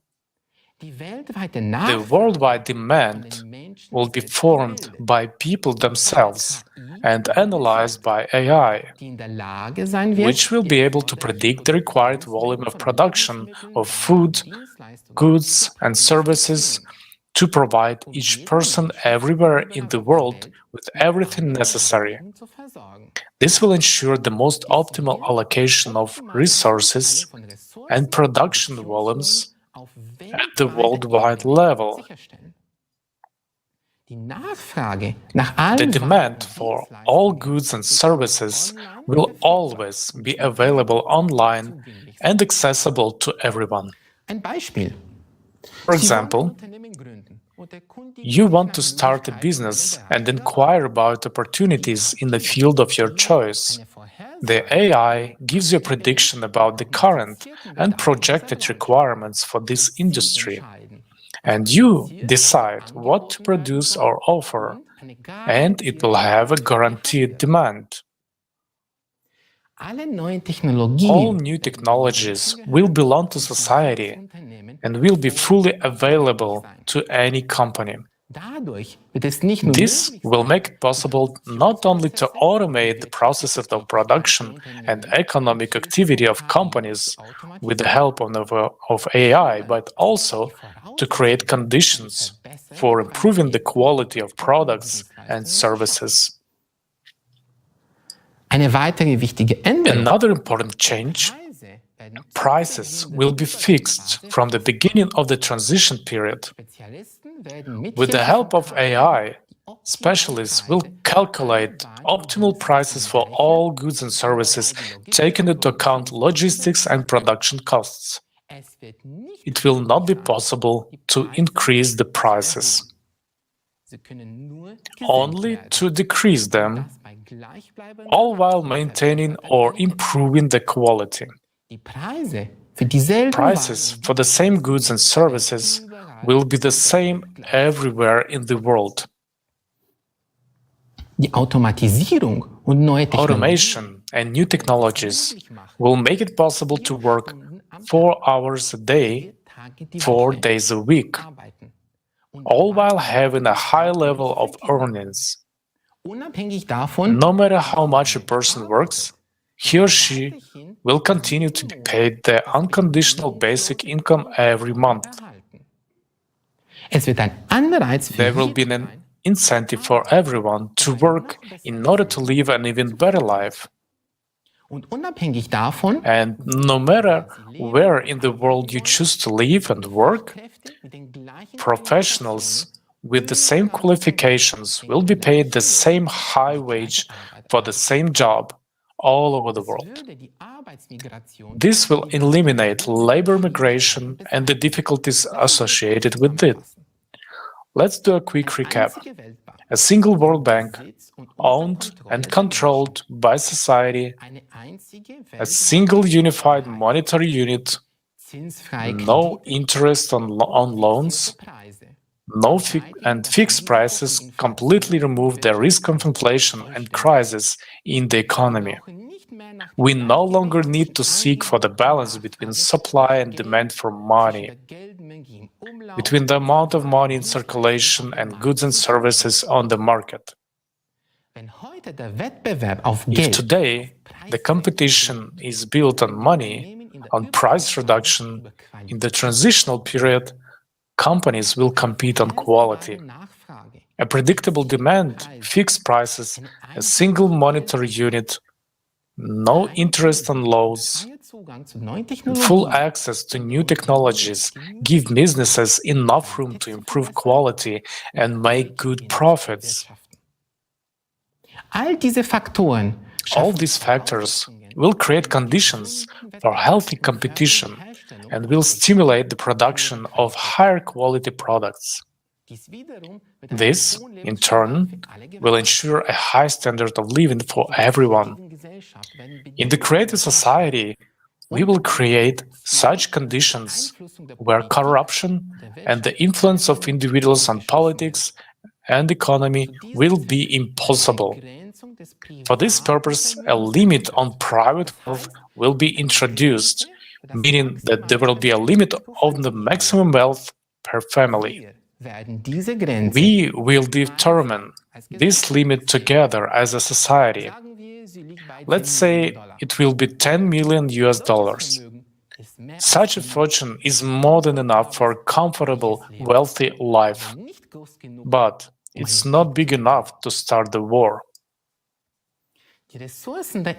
The world's resources, strategic industries, and life-supported enterprises will belong to the entire world community, including the mining industries, energy production, development of new technologies, healthcare, the production of medicines and medical equipment, the telecom infrastructure, the financial system, and large agricultural enterprises.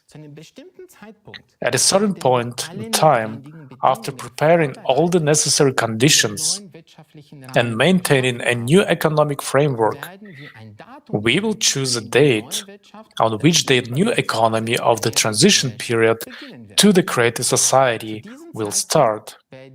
At this point, the currencies existing in different countries will be exchanged for the new unified monetary units.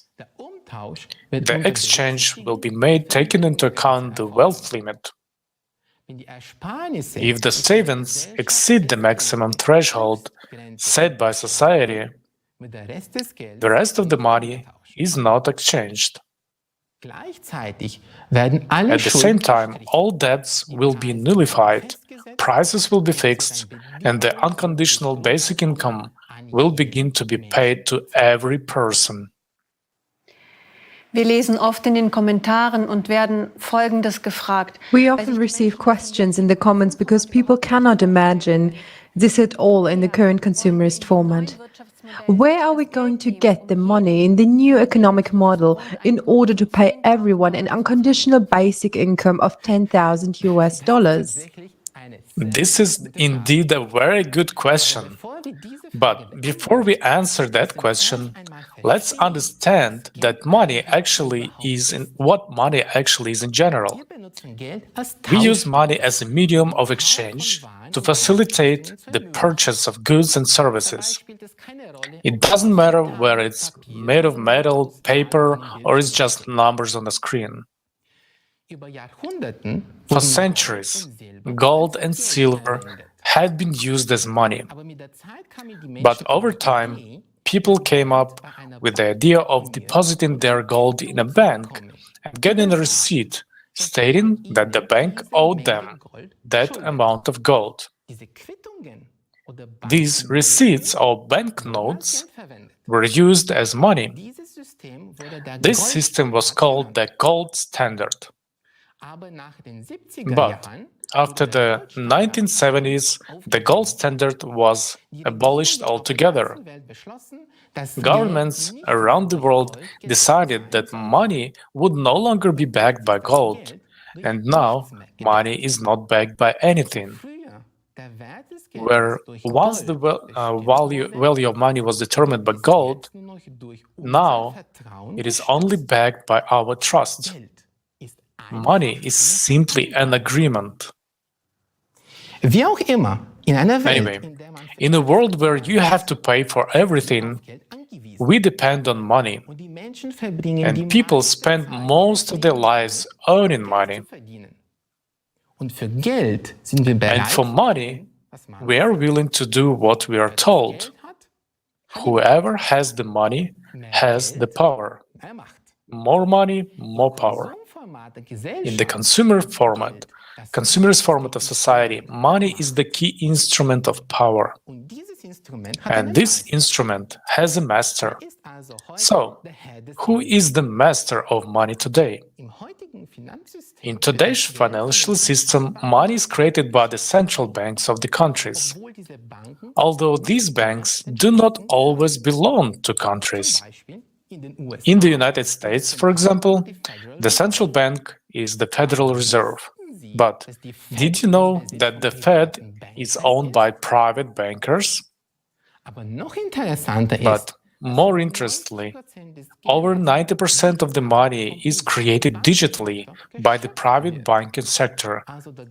So most of the money in the world is private.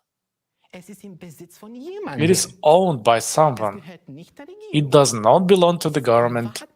It's private property. There are trillions of dollars in private hands at the moment. That's the root of the problem. Money belongs to a small group of people, not society. And no matter how we try to earn it, the money always goes back to its owners. But here's the good news. Economics is not an exact science. There is not a single law in economics, like the law of gravity in physics. In economics, there are no axioms or postulates. The economy is simply an arrangement, an agreement between people. And that means that we can change it. We are used to thinking that money belongs to someone else. It is public, international, private. But in the creative society, money will belong to society itself. As we said earlier, there will be a single World Bank that will be owned and controlled by society. The function of this bank will be to create and redistribute money for the needs of society. A new, single, unified monetary unit will also be introduced. With this introduction, other currencies will cease to exist and all savings and income will be exchanged for them. Private banks will no longer be able to create money, and there will not be private banks anymore. We will decide by ourselves as society how much money we need to create to provide each person with an unconditional basic income, quality housing, development of healthcare and education, and improvement of our lives. We can create as many trillions as we need, and they will all be ours, and they can be all kept on the common account if we don't need them. The key point, very important to understand, is that this money will not be subject to inflation.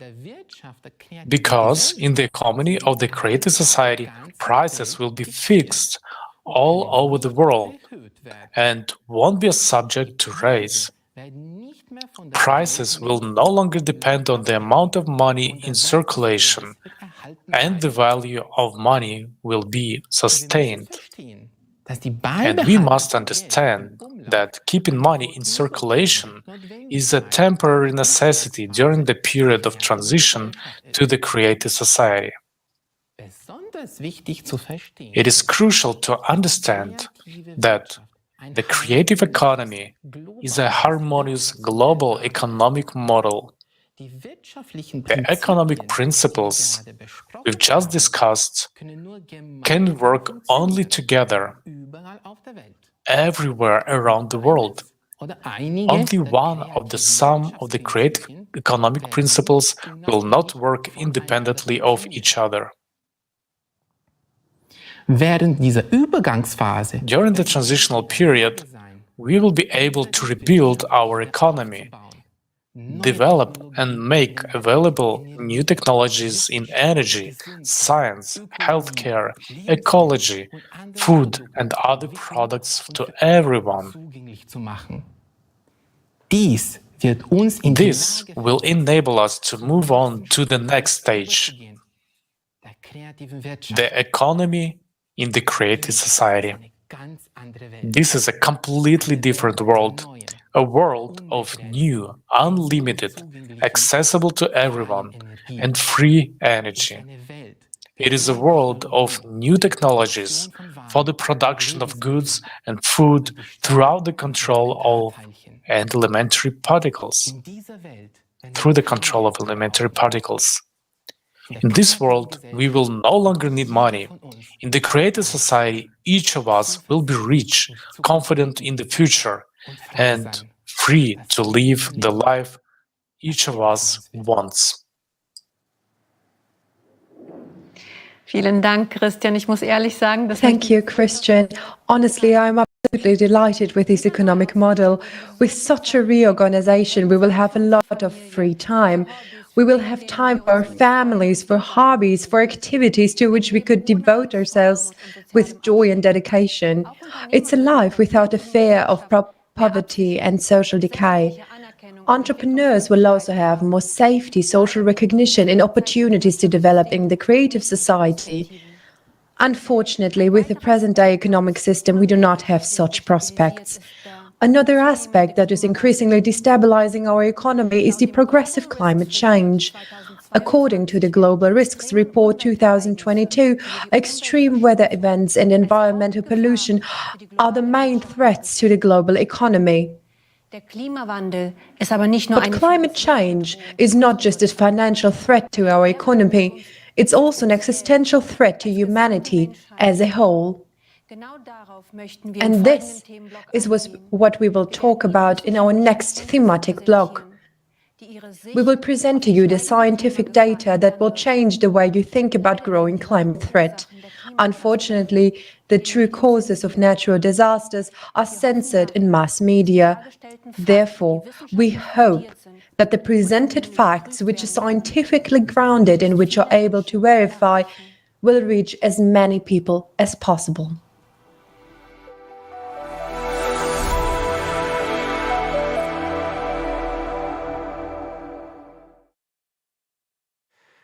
Liebe Zuschauer, Dear viewers, nowadays, not a day goes by without reports of climate-related disasters in which people suffer and lose their lives. Whether it's devastating earthquakes in Syria and Turkey, the tropical storm in New Zealand, or the floods in Australia. Everywhere in the world, anomalous events with catastrophic effects on people and nature are on the rise. At ever shorter intervals, the climate is setting new records of the century. We in Germany observe these events from a distance and think that it affects us rather less, since we are not exposed to volcanic eruptions, tsunamis, or severe earthquakes. In the big headlines of international news, we only see the big events, and what is happening on our doorstep seems rather small and not so serious. Is that really so? Does the climate spare us? The volunteers of the Creative Society project have been carrying out climate monitoring worldwide for many years. Using publicly available sources of information, countries' weather services, media, digital monitoring platforms, and, above all, communication with the eyewitnesses of natural disasters. The information collected is reviewed and analyzed. This allows us to have a holistic picture of what is happening on our planet. In the following video, our international team took a closer look at the events of the last few years in Germany and put them together.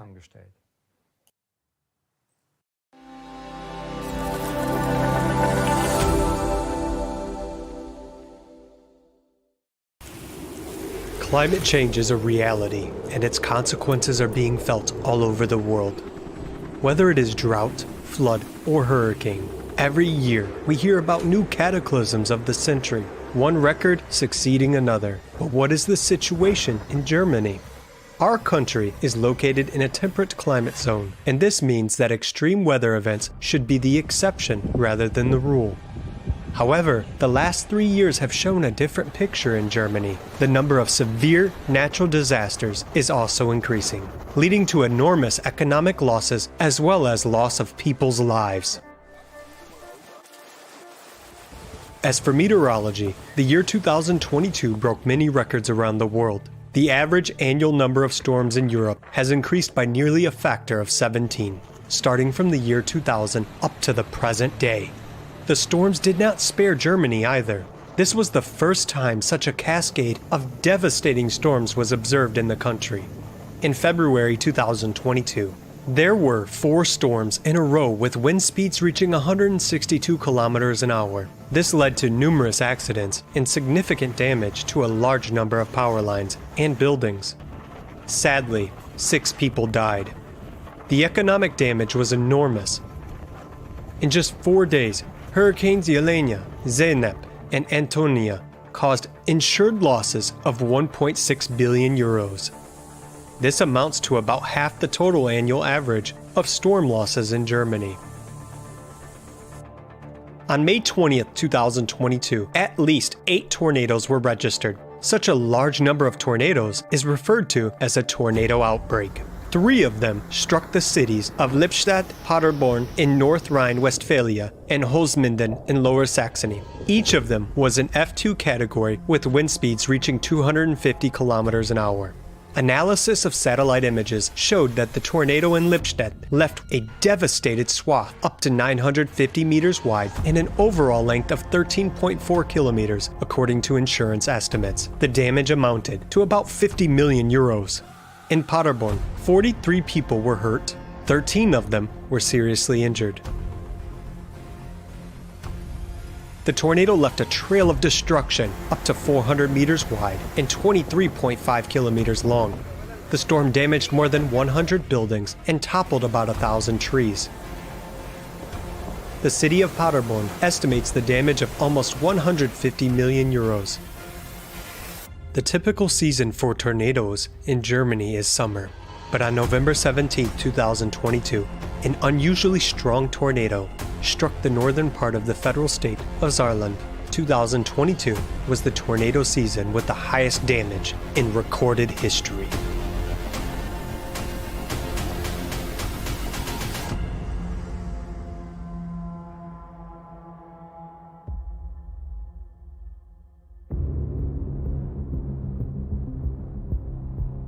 The summer of 2022 was the hottest summer in Europe in at least 500 years.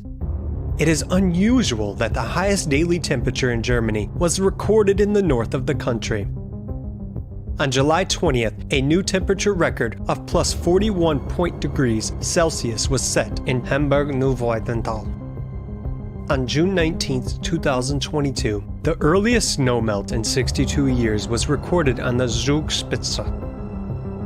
The height of the snow cover was only 84 centimeters. The year before, it was 4 meters during this period.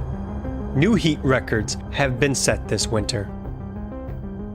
Local weather stations recorded almost 950 temperature records in Germany between December 31st and January 2nd.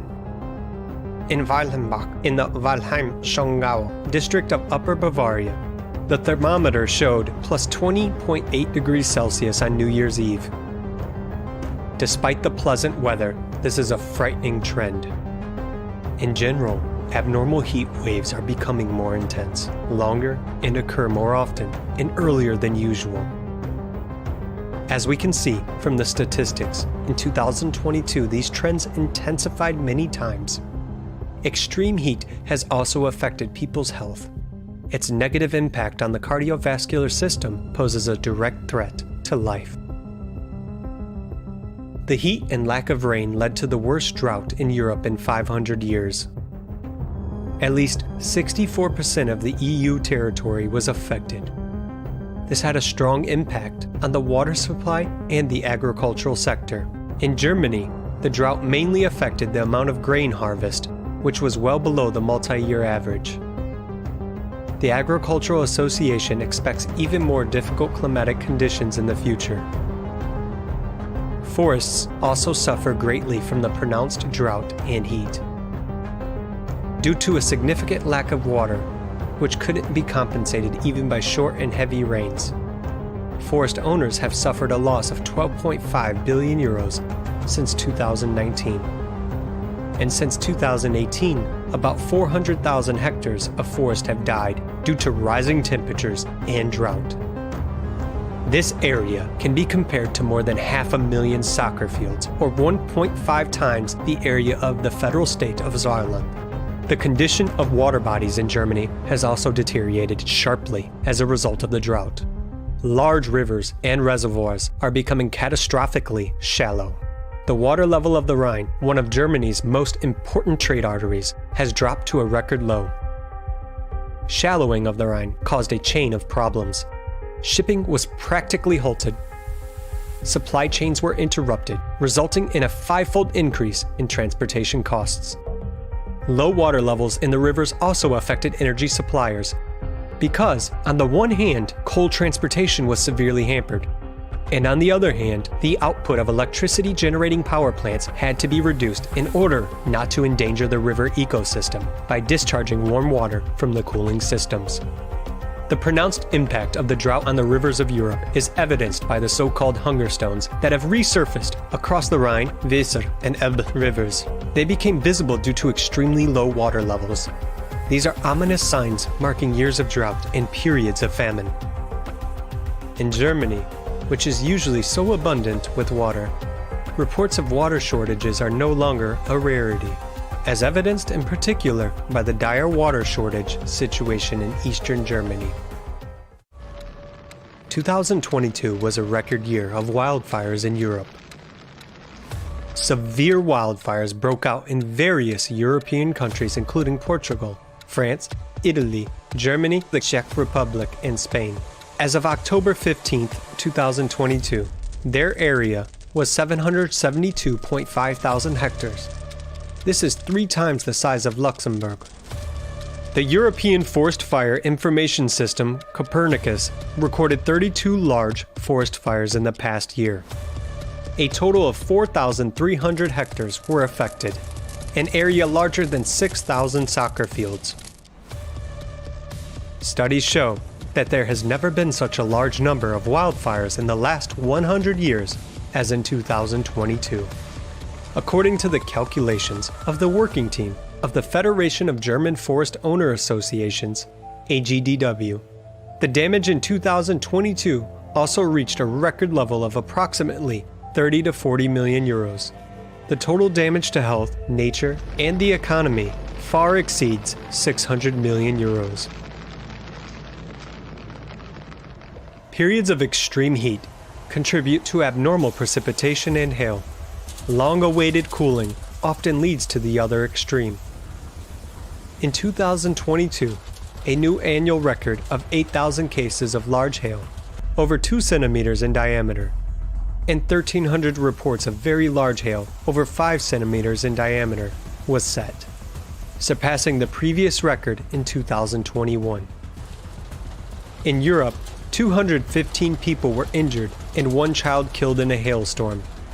In Germany, more than 25,000 hectares of farmland were destroyed by hail, resulting in a loss of about 50 million euros.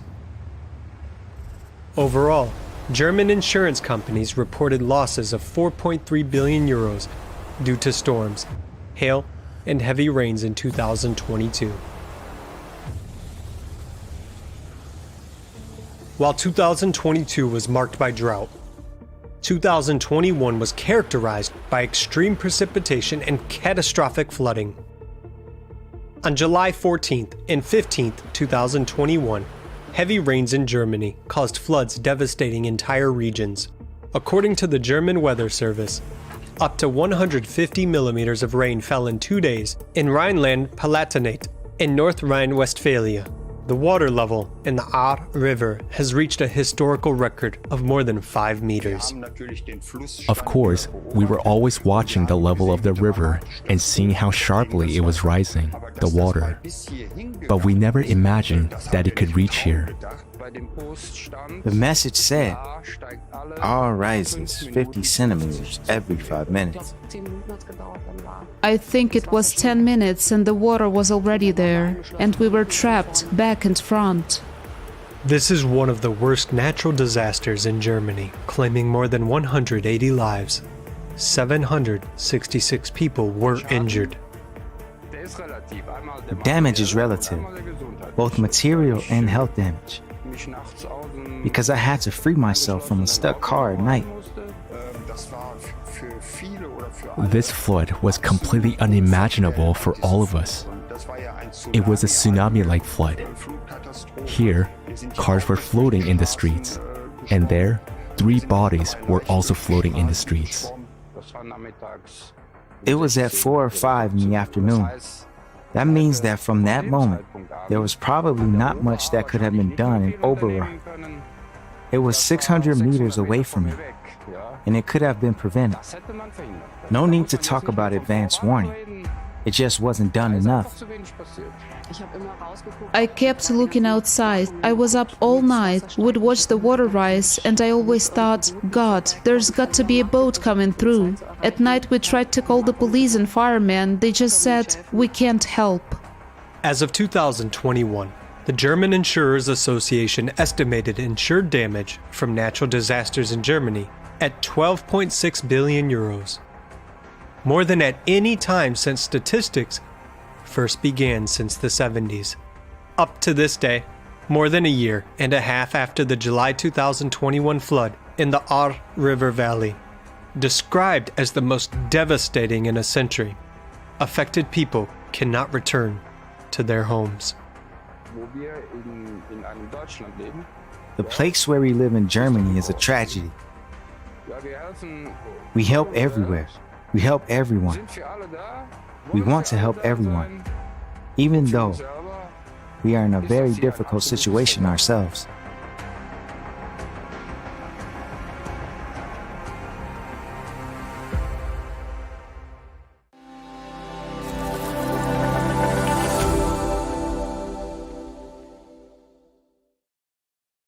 This video has clearly shown to us that climate change, with its intensifying natural disasters, is affecting our country already today, causing great destruction and financial losses. This material damage, however, is not comparable to the loss of human lives. The flood in the Ahr River Valley deeply shook our country. We are not used to seeing such footage in Germany. We usually only know such pictures from other countries. We would like to thank those few people who dared to share their experience with us. Many do not believe that people are afraid to speak openly about their grievances.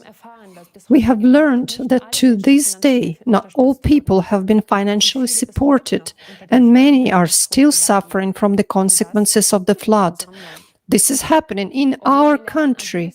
Despite the fact that billions of euros of aid were promised, only a little part of this money has been actually paid. Although survivors report very praisingly and positively about the support and help they received from ordinary people, neighbors and volunteers, but this help was far from being enough to cope with the consequences of the catastrophe. These events show us that a high-tech country such as Germany is obviously unprepared, even for regional disasters, to quickly protect human lives and provide the necessary help in time. In the Ahr Valley, the system of communication between public authorities broke down completely. Therefore, important coordination tasks could not be ensured.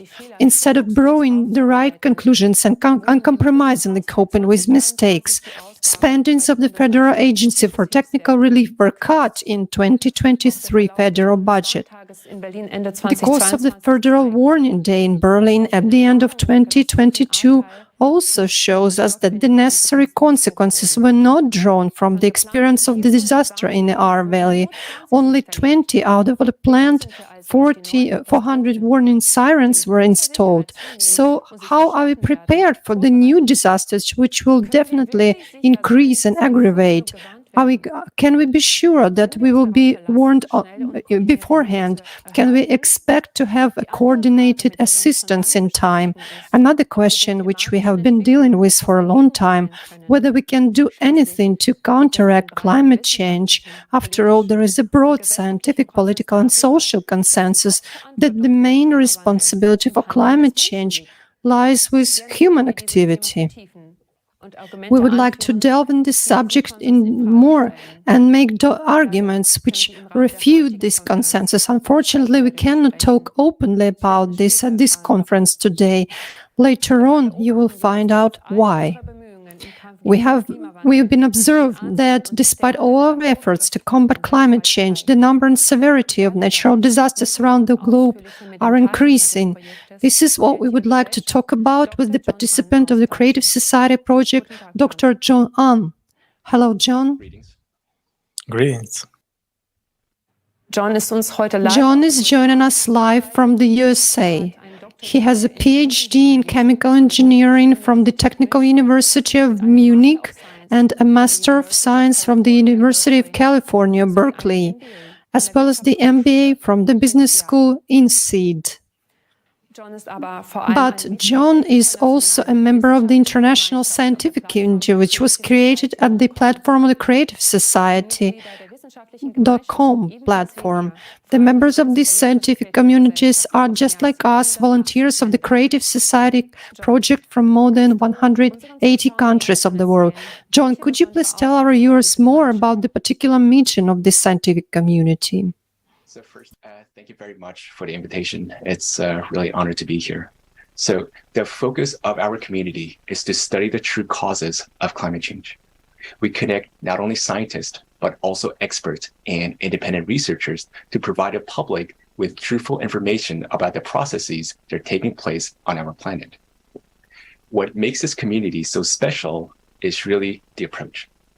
Currently, scientists investigate only from one angle. For example, volcanologists rarely talk to glaciologists. Climatologists generally don't collaborate with geologists. While they're experts in their own field, scientists typically don't have understanding in adjacent disciplines. In fact, it's not even their task to see what the overall picture looks like. But in our research, we take interdisciplinary approach. And thanks to this, we can see the whole picture of what is going on with our planet. John, wie eingangs erwähnt, beobachten wir, dass Naturkatastrophen auf der Erde. John, as we already said, we observed that the number of natural disasters on Earth continue to increase. What processes are responsible for this development of events? I'd like to start by highlighting some of the anomalies observed in our planet, which I'm sure you have heard of. The first is the melting of glaciers in Antarctica. Now, many people believe that Antarctic glaciers are melting uniformly throughout the continent. That is not correct. The glacier mass in West Antarctica, represented by the teal color on the graph, has been melting quite fast since 1995. But on the other hand, the yellow color on the graph, representing the mass in East Antarctica, hasn't changed much over the last 30 years. How is this possible? Geologists are well aware that West Antarctica is a relatively young continent with a thin crust, as shown on the left by yellow and red colors, while the eastern part is a thick, massive plate, shown in blue and purple. Furthermore, volcanologists know that the Antarctica is an active volcanic region with about 140 volcanoes under its ice, most of which, as you can see on the right, is located in the western part of Antarctica. Why this matters? Because according to multiple studies, magma is rising. When magma rises, it activates volcanoes, which are located underneath the melting glaciers in the west. Moreover, this heat flow from beneath would impact the most where the crust is the thinnest. This is Western Antarctica. In other words, the glaciers are melting from bottom up. One piece of evidence indicating the rise of magma or heat flow from beneath is the temperature change of the Weddell Sea, which is located off the coast of West Antarctica. The water at the bottom of the sea warmed up nearly 5 times faster than at the top. This happens because most of the heat is coming from the bottom, not from the sun. Another evidence indicating the rise of magma is an increase in seismic activities. The number of earthquakes is shown on the graph on the left, and the magnitude, or the total energy release, shown on the right, have been increasing since 1995. The increase in seismic activity also correlates well with an increase in global temperature.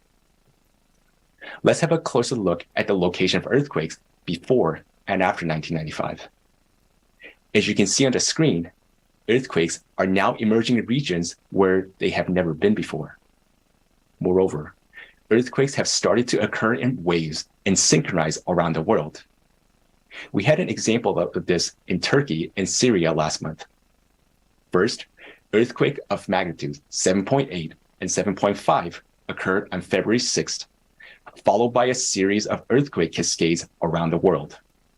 And just 2 weeks later, earthquakes of magnitude 6.4 and 5.8 occurred again in the same region.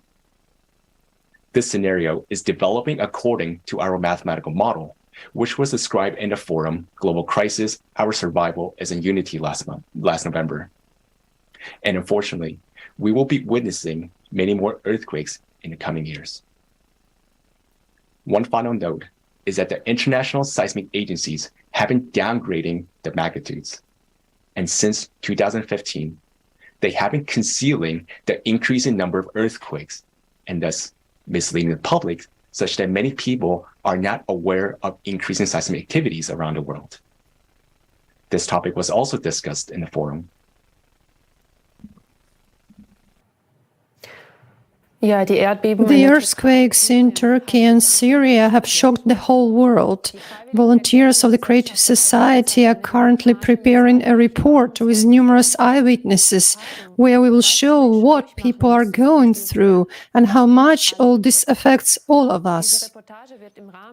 This report will be presented at the upcoming forum Global Crisis, There is a Way Out, which will take place on April 22nd, 2023.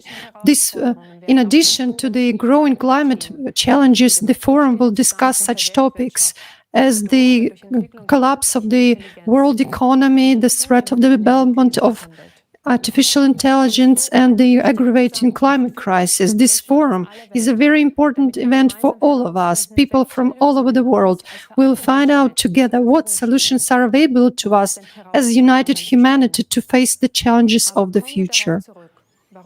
Let's return to the question why such events will become more frequent. John, you've pointed out that earthquakes are becoming more frequent and stronger because of the rise in magma. But what is the cause of this?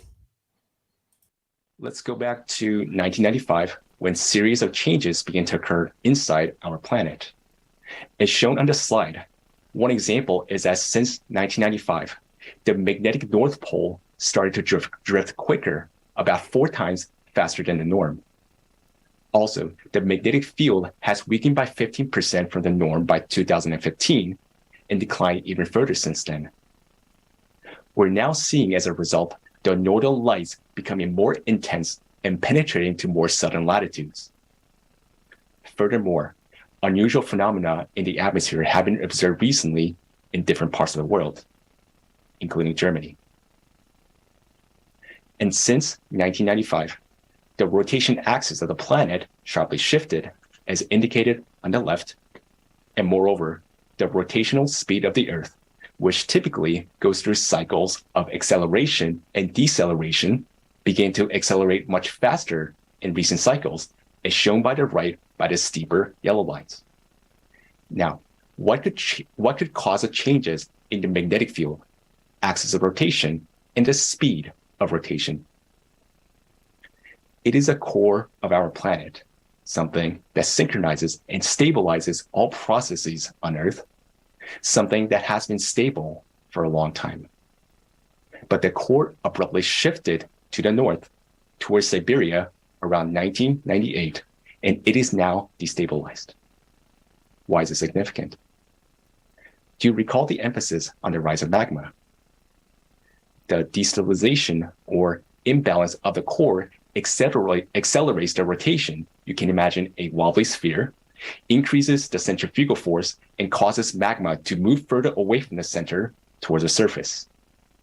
And when magma rises, it exerts more pressure on the Earth crust, which triggers seismic activities and opens up new fracture zones. This allows water from the surface to escape into the Earth's interior, drying up lakes and rivers, even though precipitation and floods are increasing. In addition, the rise of magma causes increase in volcanic activity, heating of the glaciers and oceans from bottom up. Okay, so the processes we are observing are all related to the changes in the Earth's core, which have been registered since 1995. What actually triggered those processes? Is this a unique phenomenon? It is related to cyclicity. Every 12,000 years, our planet goes through major climate changes, has more natural disasters like what is observed in recent times. For example, geomagnetic excursions occurred about every 12,000 years. According to geological evidence, the magnetic field has weakened during this period, similar to what is happening today. Moreover, the ice core studies indicate that the volcanic activities increase every 12,000 years. This is shown by the figure on the left. Note the periodicity of the big red circles, which reflects the size of the eruptions. You can notice that the volcanic eruptions are particularly more catastrophic every 24,000 years, and we are currently about 24,000 years ahead from that previous period. So what does that tell us? We're about to go through major climate catastrophes. What we have seen so far is only the beginning. Many more are ahead. And based on our mathematical model, already in 2028, just 5 years from now, there will be nearly 700 destructive earthquakes per day. Life will soon become unbearable. In addition, economists from various countries estimate that the world's GDP as early as 2030 will not be able to cover all the losses from natural disasters. Our planet had made through previous cycles, albeit with great losses, but not this time, because we humans have destroyed the ecology of our planet and killed its immunity, the self-defense system. More on this topic was voiced on last November's forum. Watch it, and you will understand that we urgently need to act. This information gives us entirely new prospects of perspective of climate change as opposed to what we understand by it today and how we try to solve this problem. But in your opinion, is there a way out of this situation? What can we do to oppose the increasing climate change? We first need to identify the true cause of the problem. In light of this, it is important to note that similar changes are occurring recently on other planets of the solar system. Just like on Earth, on Uranus, Jupiter, and Venus, for example, the temperature, wind speeds, the size of the storms, and volcanic activities are increasing. On Mars, ice caps are melting. Subglacial lakes and strong Mars quakes caused by the activation of magma in the Martian mantle are found and observed. Because similar anomalies are observed on other planets, this indicates that there is some external factor, some sort of energy, let's call it external cosmic radiation, entering our solar system, energizing the interior of planets and leading to changes in climate. To counteract this type of energy, we must 1, study the nature of this cosmic radiation. 2, find a source of energy equivalent or superior to this external energy impact and learn to use it. Only then will we be able to stop the catastrophic effects on our planet. While this type of energy has not yet been studied by modern science, many closed laboratories are already conducting research in this direction. Unfortunately, not to stabilize the core of our planet, but for military applications. Scientists working in this area have the necessary skills, experience, and understanding that the world-famous Nobel laureates and grant eaters have never even heard of. But these essential scientists will not be able to work on our survival because no countries will let them, as long as our world continues to live in a consumerist format, the format of the eternal race for domination, influence, and power. Because every state in the race for domination will hide its real best minds to the very last. So the real essence of the climate problem is that scientists cannot be united in the current format of society. Thus, if we really want to survive, we should change the very format of society, the very model of our social organization. We need such a format of society which would provide no conditions for wars to break out and where it will be impossible for few to rule over billions. And it doesn't matter what this format will be called. What is important is the conditions it will create in society, the conditions where human life will have the highest value. This format is what we call creative society. Creative society forms such conditions in the world in which we will finally end the competition for profit and power. And most importantly, we can bring real genius scientists together. Only this will give humankind a chance to find ways to counteract this cosmic radiation, to stop the destabilization of the core, and to prevent the growth of climate catastrophes.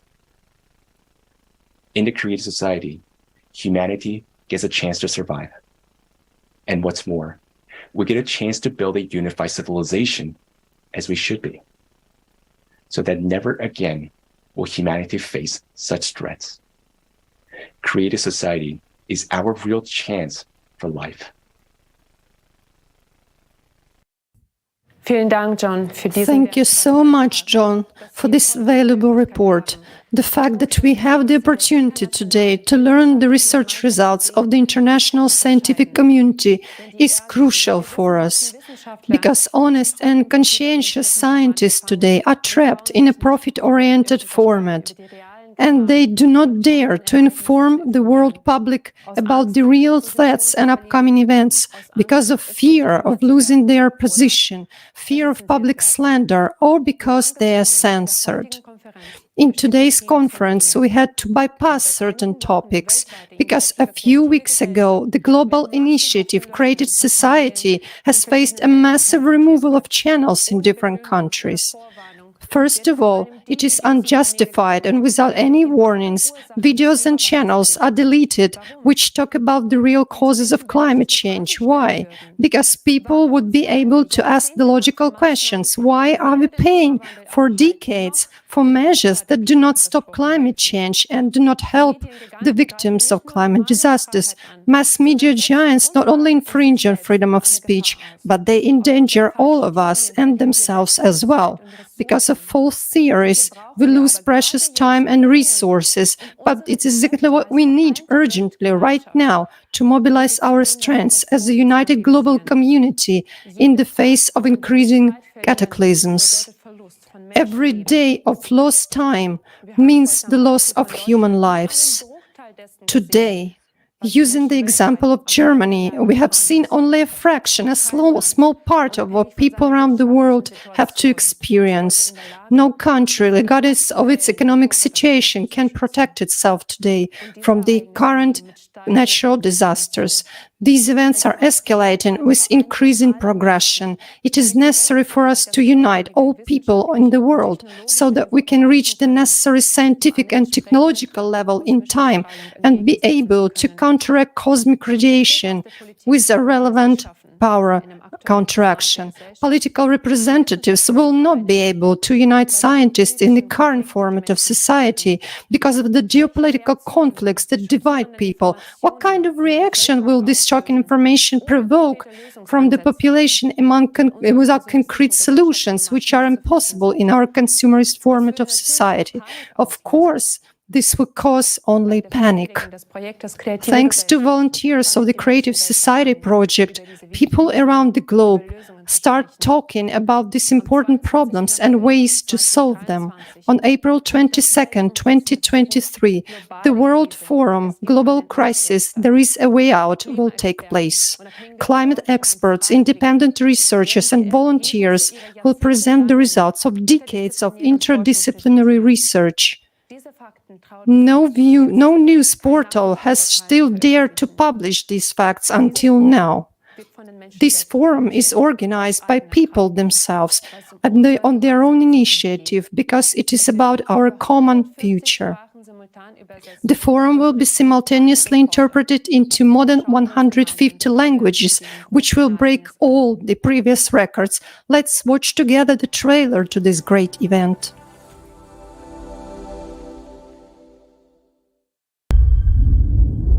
We tell the truth that is hidden from people. We are independent volunteer researchers from 180 countries. We conduct interdisciplinary research that no other institution or organization in the world can handle. The global crisis is a terrifying reality that has engulfed our world and will soon completely destroy it. Unfortunately, most people today are unaware of the impending threat. On November 12, 2022, at the International Online Forum, Global Crisis, Our Survival is in Unity, there was presented a shocking climate forecast based on our mathematical model. Now, we know the exact date of our planet's destruction and the natural disasters that will cause it. This climate report is the result of 26 years of hard work by a huge number of volunteers, scientists, experts, and independent researchers. The climate Cerberus is gaining strength with each passing day. It is obvious that if we don't take any action, all of humanity will perish. On April 22nd, 2023, at the next International Online Forum, Global Crisis, There is a Way Out. You will learn what events will occur on our planet before the year 2036, and why the destruction of the planet is not the worst thing that humankind will have to face. There are only a few years left to change the course of events. We still have a chance, but in order to use it, all people must learn about it.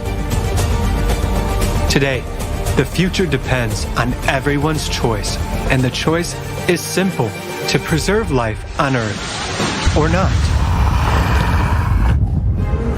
To prevent fatal events and find out what you can do to save humanity, join the International Online Forum Global Crisis, There is a Way Out, on April 22nd, 2023 at 1500 GMT. Join in. Spread the word about this forum on all platforms, in all social media. Everyone should know about this forum. The official website of the Creative Society International Project, creativesociety.com.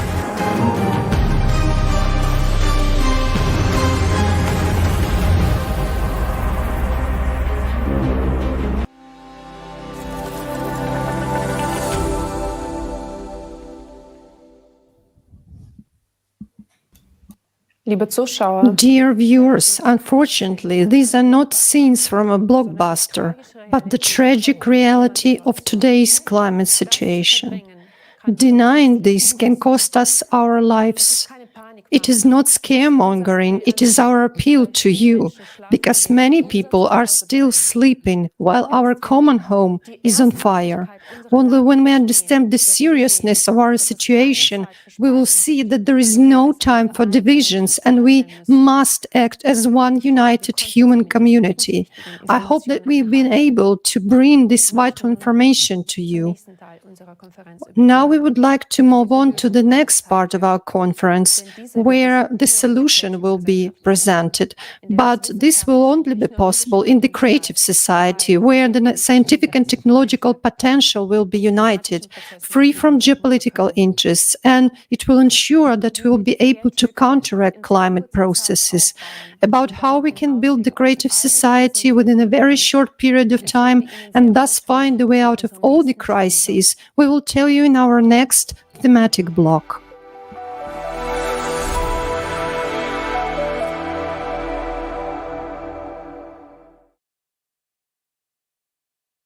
Liebe Zuschauer, wir sind nun an Dear viewers, let's all take a peek into our future together.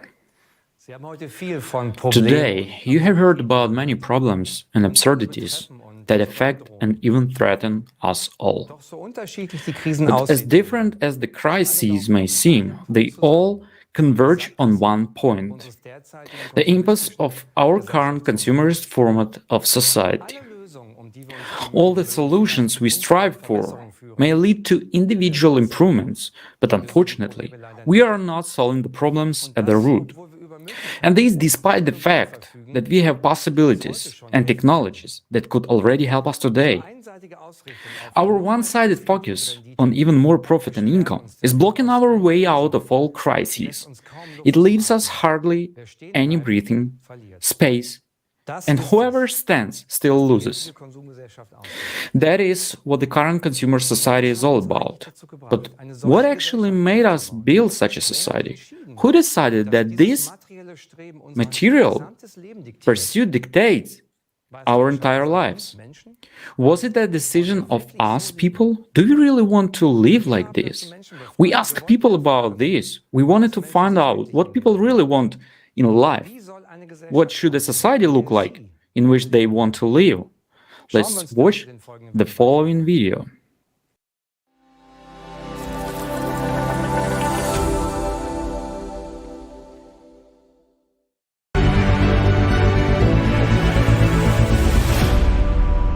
I would like to live in a society where I can say that my grown-up children and my grandchildren have a happy future. I mean, ideally without wars, and preferably without any mutual threats. I would like to have a society where no one has financial hardships, neither in youth nor in old age, where everyone is socially secure, and where everyone can fulfill their potential. That would be ideal, but not at the expense of others, and also not at the expense of nature. It is just a basic guarantee that everyone has enough to eat, has enough means to live, and that nature does not get destroyed. I wish that there were no natural disasters, no wars, no catastrophes at all. In my opinion, all of this can be avoided. Yes, with democratic principles, and that human life is respected. That the Constitution and the laws are truly equal for all, as enshrined in the Basic Law. Yes, I would like to live in a world where there is some sort of universal income and everyone gets the same amount of money to have the same opportunities. So that everyone contributes according to their abilities, talents, and interests, so that it will become the most important thing again. Yes, financial equality, especially in old age. Many have worked long years and receive very small pensions. As of today, their pension is too low to live well in old age. Any education should be free. Knowledge should not cost money in order to be able to further educate oneself. So that children grow up in the society where they can think freely, speak freely, where they can simply trust their perceptions. The greed to make even more money, when in fact who already have enough will no longer have a place. To be able to live in a relaxed and open dialogue with people. In fact, it is financial independence. Of course, it's different when you can afford it. I can go wherever I want to. For example, now I can decide to go on vacation or say, no, today I want to stay at home or spend time with my kids, to do what I want to do, walk my dogs, and do not think about tomorrow all the time. I want to live in a society of people who live together, not simply stay next to each other.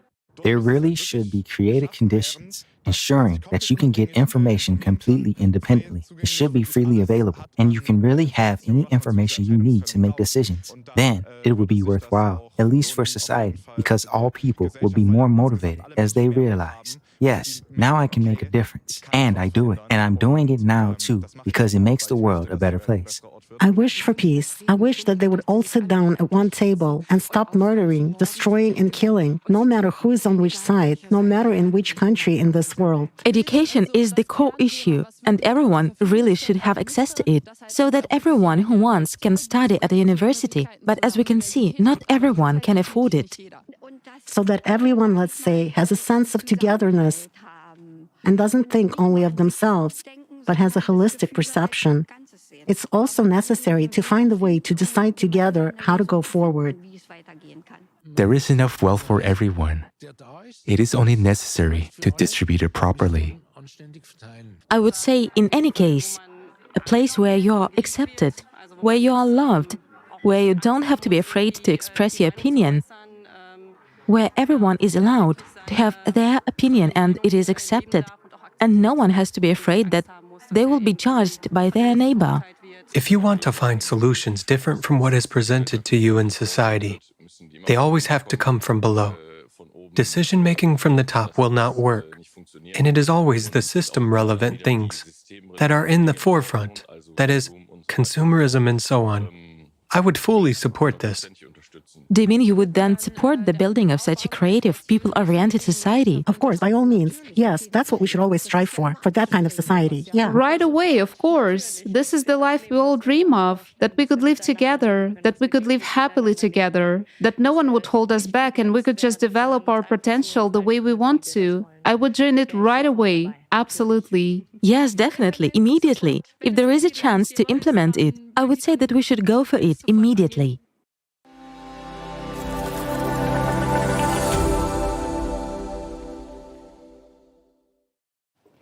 Können Sie sich den Antworten anschließen? Do you agree with the answers? Isn't it also your wish to live in such a society? These are exactly the questions volunteers have been asking millions of people for 10 years in the world's largest society survey in 180 countries. What kind of society do you want to live in? The essence of the answers shows one common and universal understanding. People want to live in freedom, in security, and without wars.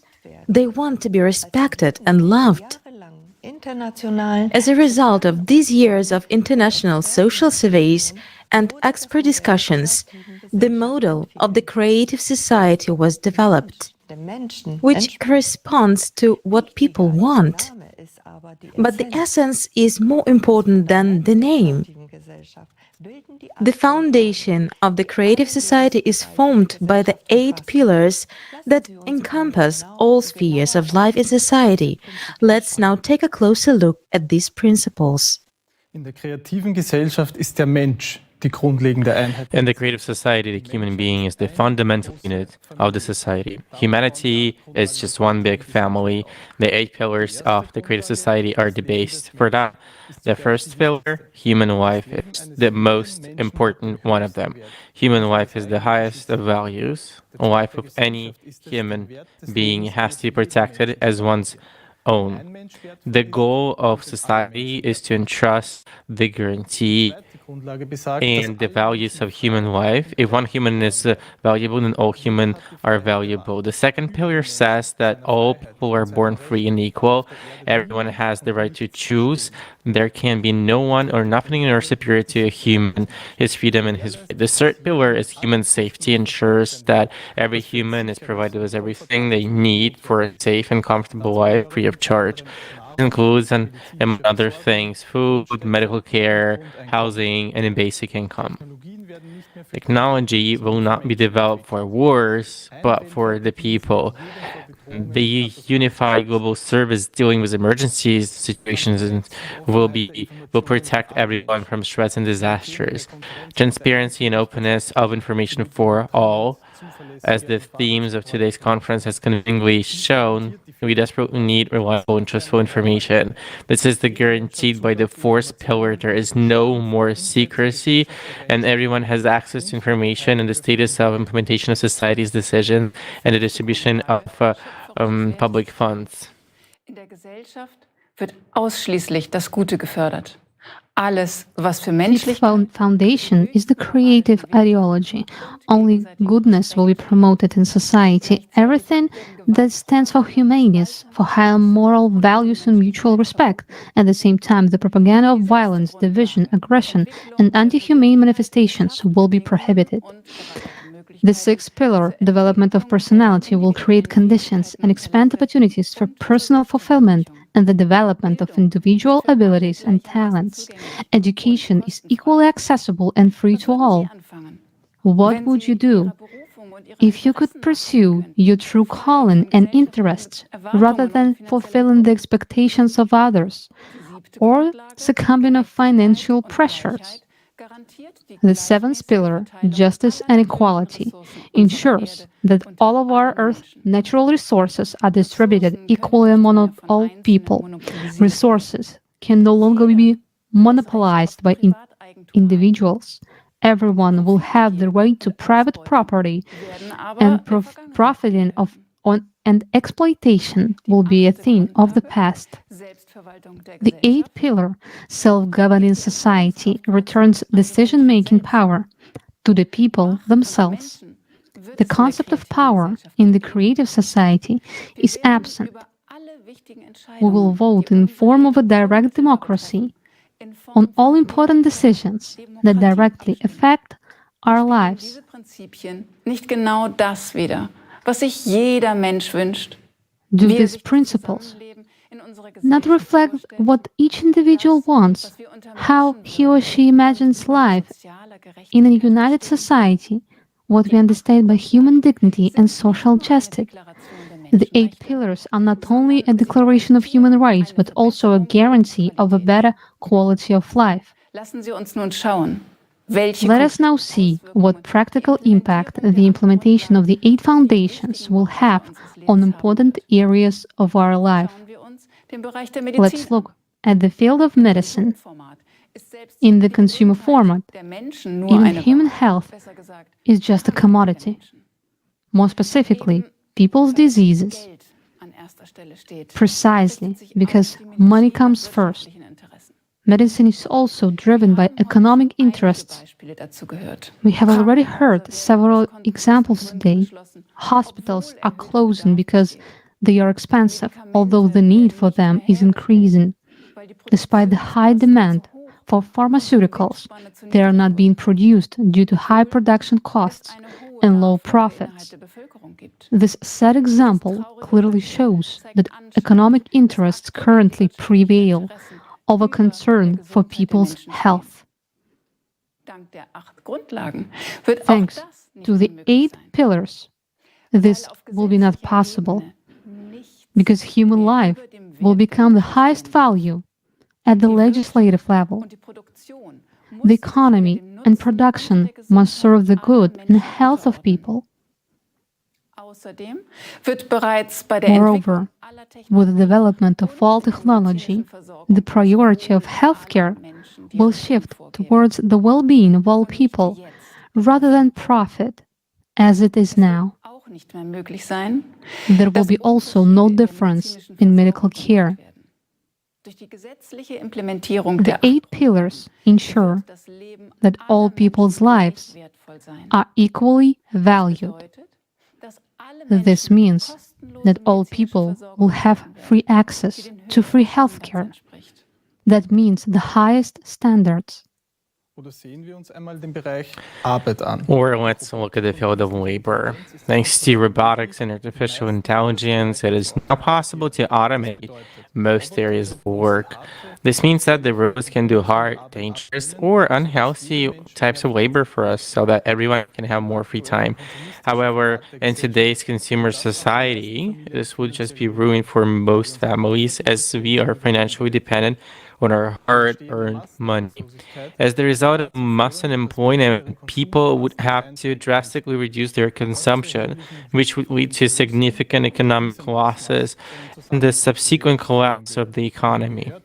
However, as we have heard already, the third pillar guarantees us an unconditional basic income cap, which is equivalent to $10,000, which means that we no longer be financially dependent on our jobs. New professions and opportunities for development will arise.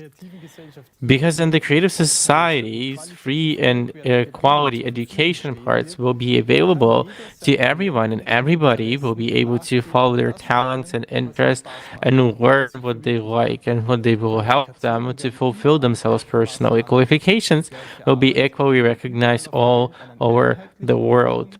People everywhere will receive the same high wages for equal lines of work, in addition to the unconditional basic income that will be paid to everyone. This will also solve the problem of skills shortage and labor migration. Moreover, until now, automation technologies, which should in fact benefit all people, have only served to the economic interests of individual companies that are simply patented. With the legislation of an adoption of 8 pillars of the creative society, all technologies and scientific advances will belong exclusively to society itself and benefit all the people, which means that all benefits will equally available to all the people. Of course, the question may now arise, who is going to pay for all of this?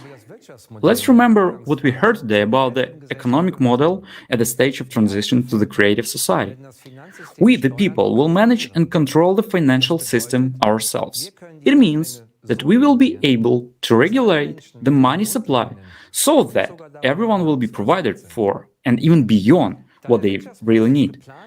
Because the economy is planned out, we will have as much money as we need. Moreover, there will be no inflation since prices will be fixed by law and can only decrease. Prices for identical goods will be the same all over the world. This will be possible thanks to effective and efficient logistics. In the current consumer format of society, the majority of scientific advances are unfortunately used for military purposes or for profit maximization. In the format of the creative society, where all people are united by a common goal, all the bright minds and all the resources we have as humanity will work together for the benefit of all people, not to maximize the profits of the few as it happens now. All the scientific organizations that are now divided and working against each other to develop technologies aimed at destroying humans will be able to unite the scientific and technological potential in the creative society and use it for the benefit of all humanity. Stellen Sie sich nur vor, was das für ein Potenzial in allen Bereichen der Forschung und der Just imagine the potential this would open up in all areas of research and technologies development, including those technologies that already exist today but are inaccessible to the masses. In a very short time, we will be able to solve all climate problems and provide everyone with everything they need for a healthy, comfortable, and happy life. You are about to see what our life would look like in a world where the 8 pillars of the creative society will be implemented into law, and thus the economy, all technology, and simply everything will be focused solely on improving the lives of every person.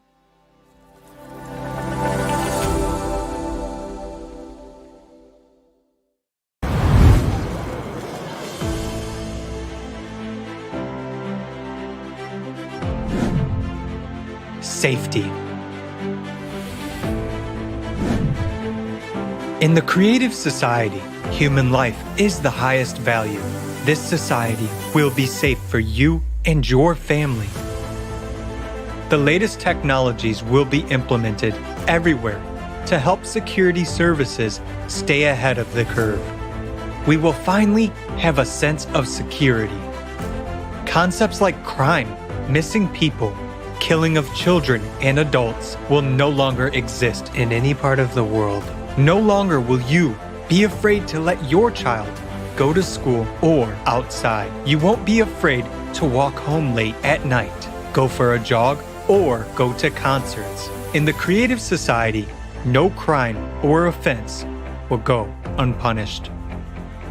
In the creative society, the safety of each person is the highest priority.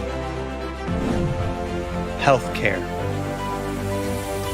In the creative society, healthcare will be top-notch and free for every person all over the world. Imagine artificial intelligence that incorporates the expertise of all the best doctors in history. It controls high-tech robots that perform tasks of any complexity. These cutting-edge technologies make healthcare in the creative society of a high quality. Right now, health is a commodity, whereas in the creative society, everyone's health is a priority. After all, we benefit from the fact that every person is healthy and we have a healthy nation. Thanks to the development of nanotechnology and artificial intelligence, epidemics, cancer, diabetes, asthma, and all other incurable diseases will be a thing of the past. The very approach in healthcare will change, as it will be aimed at preventing diseases. And in general, we will finally get real treatment and real recovery. With such a development in healthcare and technology, it is quite possible to prolong human life beyond the species limit. The creative society is all about healthy and happy people.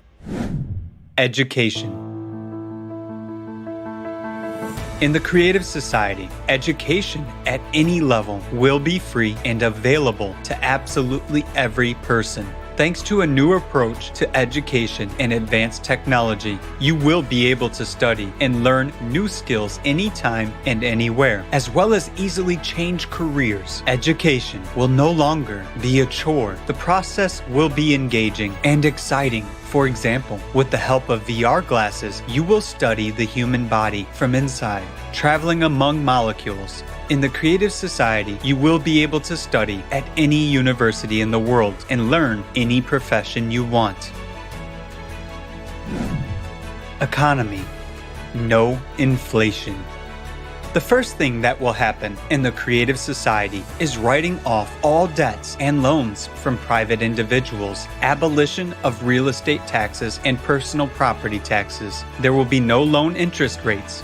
We will start with a clean slate. All of this will be possible due to a new format of economy that will be designed to benefit the interests of every person. It takes the financial burden off of every family. Workday. By birthright, every person, regardless of their status, age, gender, or race, are guaranteed a monthly universal basic income that will provide for all of your essential needs.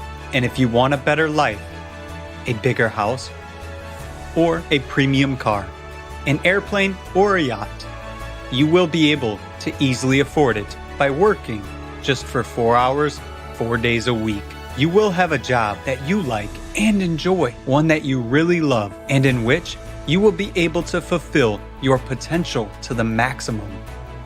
All the hard, monotonous, and damaging human health work will be performed by robots and automated systems. This is already being gradually implemented, but in the consumerist format, its large-scale implementation threatens with mass unemployment and the collapse of the economic system. Yet, this is not the case in the creative society. It will only benefit humanity. After all, technology will be available to all people. All these innovations will give us a lot of free time. Finally, fathers and mothers will be able to watch their children grow up and spend as much time with them as they want. People will have time for everything: hobbies, self-development, traveling, learning new skills, and a lot more. The creative society gives people free time. Every working person will have at least 2 months off. You want to go with your whole family to the Maldives or anywhere else in the world to see some places of interest or visit relatives on other continents. No problem. You'll be able to really spend your vacation the way you want to, rather than opt for what you can afford.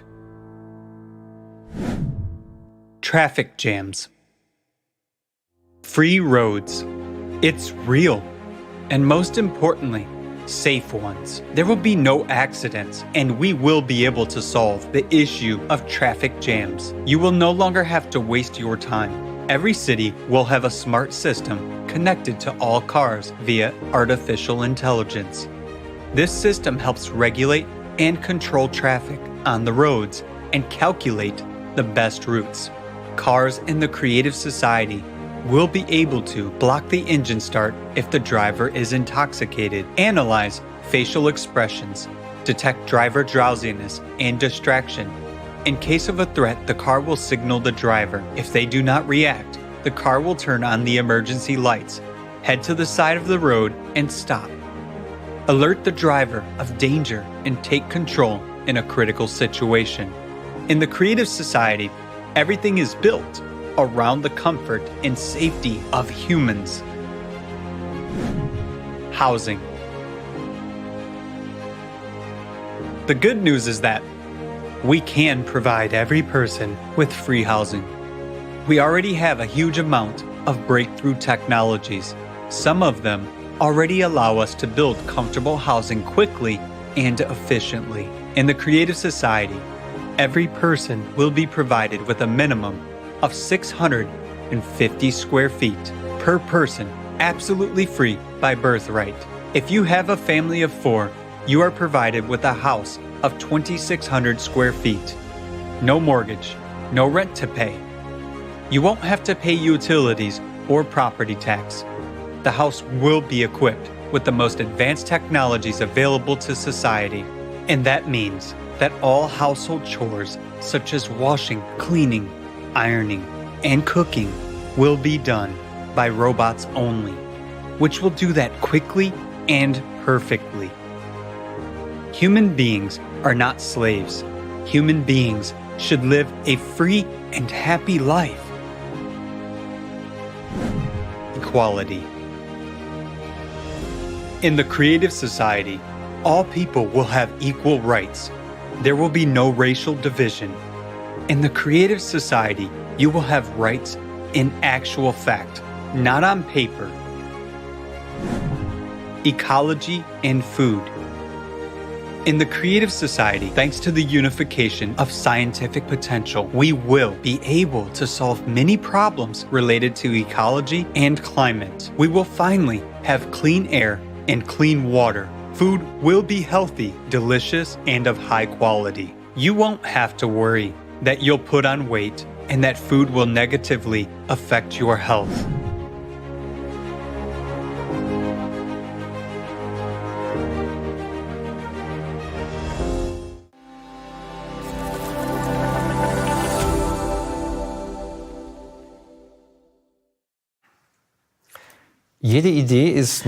Every idea is only as good as it is feasible.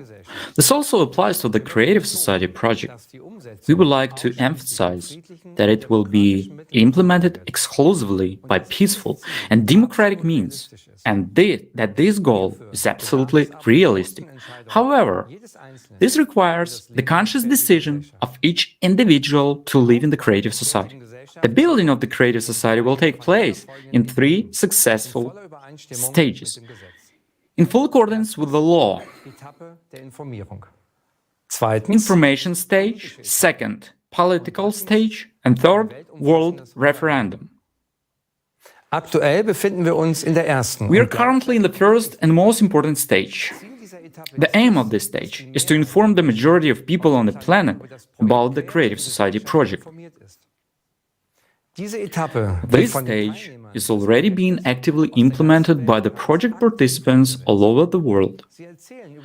They tell about the pillars and the stages of building the Creative Society, about its benefits that will be available for everyone, and show how every person can participate in the information stage. Only when the majority of people are informed and express their desire to live in the Creative Society, the electoral demand will be made to the politicians to build the Creative Society. We would like to note that participants in other countries have already talked to representatives from politics, about the creative society and the feasibility of the 8 pillars. The reactions were positive.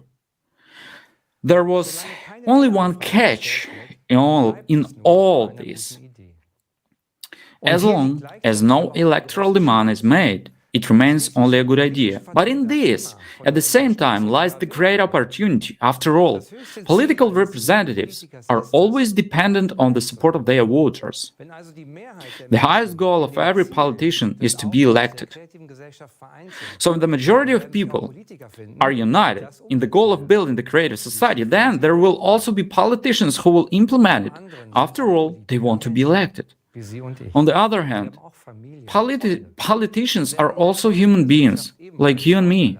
They also have families, friends, and will also have advantages in the creative society, such as security and recognition for their action in the interest of people. All this underlines even more the importance and urgency of actions in the current stage of informing and telling other people about the creative society. How can you tell that enough people are informed? Quite simply, there will not be a single person in our country who has not heard about the creative society. People will talk about the creative society everywhere and express their support in various ways, including putting the project's logo everywhere. Our electoral demand for building the creative society, which comes from the majority of the country's voters, will form the basis for the lawful implementation of the second stage.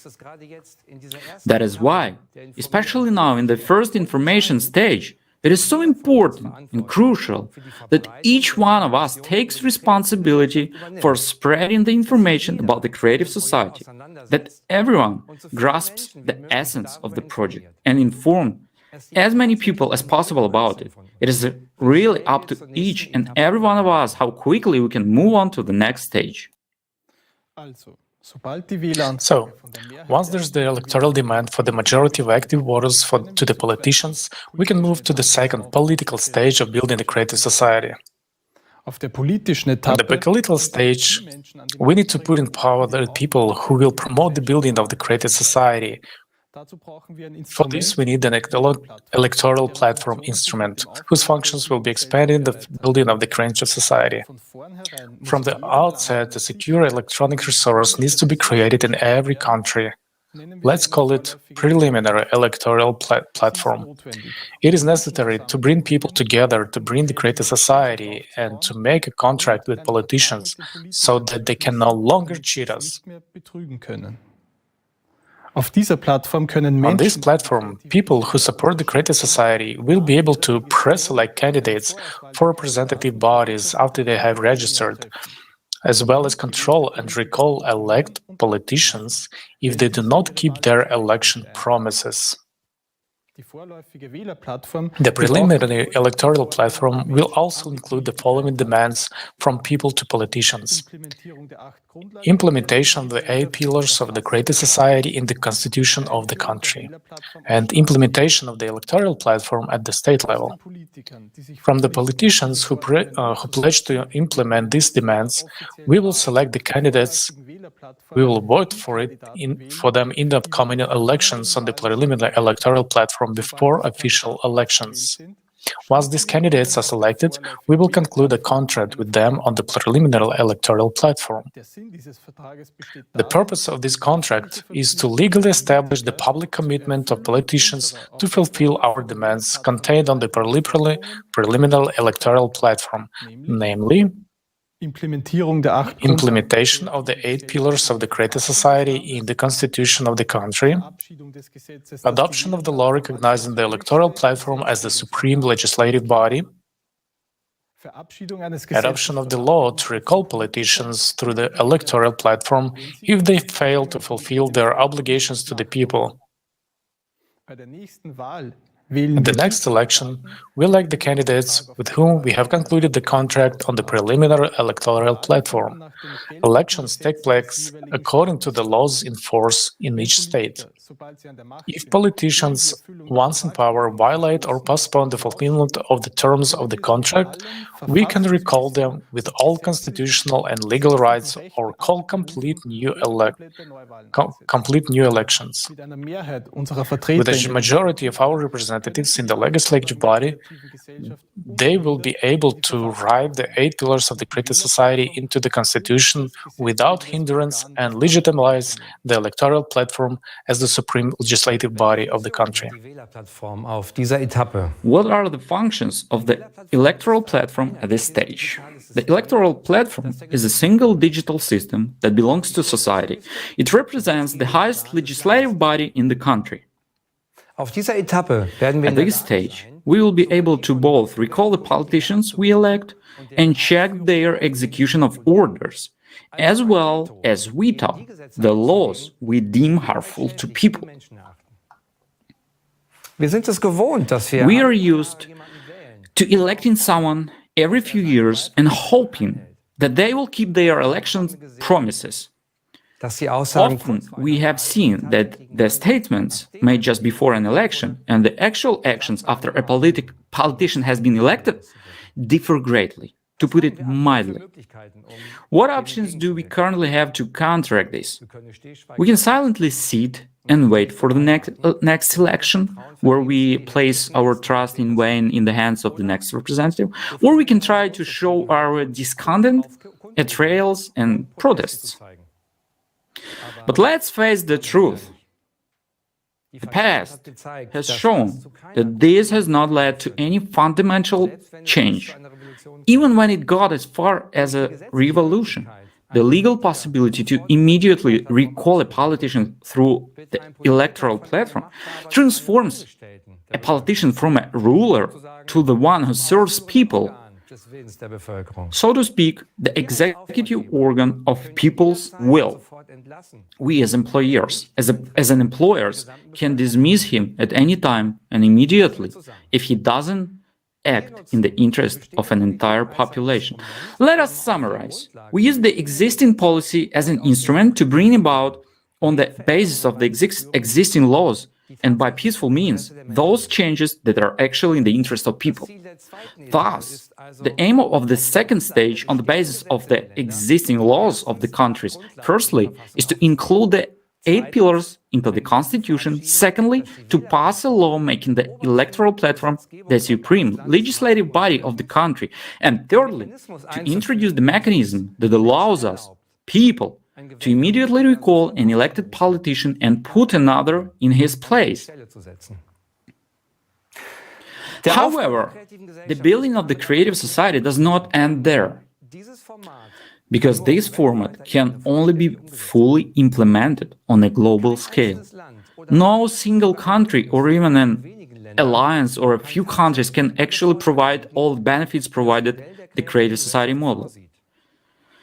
Therefore, we need a world referendum on the adoption of the creative model of development by all of the humanity.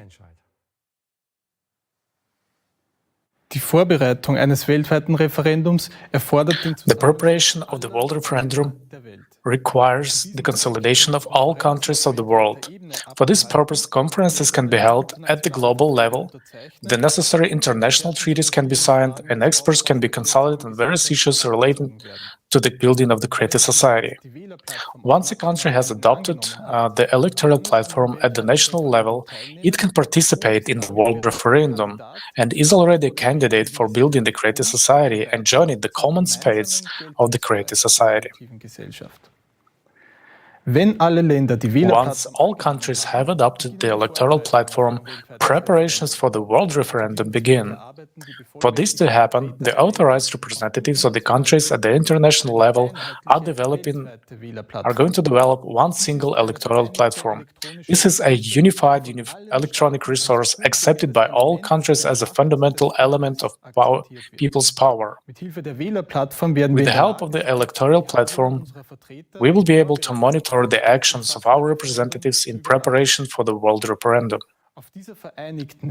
On this single world electoral platform, the world referendum on the global transition to the creative society will be held through a common expression of will by all people. The referendum also legitimizes the single world electoral platform as the supreme body of power on earth and unites the world into one single civilization. This means that both the adoption of laws, the appointment and dismissal of executives, and all other socially important decisions will from now on be exclusively made by people themselves on the unified world electoral platform. This is the beginning of the true self-government of society. From this point on, politicians are no longer needed as people's representatives. The role of politicians will be purely executive. They will no longer be above people, but will only be elected to carry out certain actions at the request of the people. But they will no longer carry any decision-making power themselves. Through this platform, the decision will no longer be made by individuals or parliament, but by people themselves, in the form of direct democracy. There will no longer be any other way to adopt laws. The World Referendum also sets a date for the start of the transition period to the creative society, which is estimated to take up approximately 5 to 6 years. However, in order to make the transition period possible, preparations must be made. That is, the economy must be set on a new course, the necessary laws must be passed, and responsible leaders appointed, expert teams must be informed, and a unified global emergency service must be established. These preparations may take about 6 months from the time of the World Referendum. All decisions within the preparation will be made by people themselves, with the help of the single electoral platform, after the experts have worked through the questions. Ab dem durch das Referendum festgelegten Datum für den Beginn der Übergangszeit From the date set by the referendum for the start of the transition period, global demand-led planning of the economy, a single monetary unit, universal basic income for all people will be introduced. Absolutely all debt will be cancelled. Everyone will be provided with free housing, medicine, education. Already at the beginning of the transition period, we will feel significant improvements in our lives. And at the end, when we enter the full-fledged creative society, we will really experience what a human, dignified, free and safe life means. From the moment that the world referendum is held, everything will happen very quickly. We will be one civilization with a common goal of improving the lives of all. Just imagine the giant strides we will be able to make once we unite all our scientific, intellectual, and human potential in one goal to improve the lives of all people. This is precisely the power of unity, the power that comes from the majority once we are united in one common goal. Es wird nur kurze Zeit dauern. It will only take a short time to solve the climatic, social, and resource problems, and to build a world we all dream of. It will open up possibilities that we could never achieve as an individual, single group, or even a single state, especially not in a consumerist form. The creative society is the worldwide unification of all people with the aim of building a world in which human life has the highest value, namely the life of every individual. A united humanity does not mean that we'll lose our individuality. On the contrary, in the creative society, all national cultures, traditions, and history will be preserved, and everyone will be able to develop their individual potential. This is only a matter of making sure that everyone's life is equally valuable, and therefore everything will be directed towards the improvement of the life of every individual. Do you understand how effective and smart these simple steps and changes are? Why do we have to implement each step first and only then do all the other actions? Right, because then we will no longer be acting separately and divided from each other, but already as one united human civilization. This is a completely different starting point. By combining all our forces directed towards improving the lives of all human beings, we create a leverage force to solve all problems in the shortest possible time and to raise all our spheres of life to a new evolutionary level. The three stages serve to bring us exactly into this starting point. And the wonderful thing about it is that we humans can implement this ourselves. We don't have to wait and hope that someone will do this for us. The creative society is the project of people, for all people. Lassen Sie uns näher auf die Wählerplattform eingehen. Was ist das genau? Und warum ist dieses Instrument so wichtig für die Umsetzung des Formates der kreativen Gesellschaft? Die Wählerplattform ist Let's take a closer look at the electoral platform. What is it? And how important is it for the implementation of the creative society format? The electoral platform is the basis of self-governance in society. It gives to us, the people, the right to decide directly, without intermediaries, how we want to live in society. The electoral platform is a single-digit system owned by the society.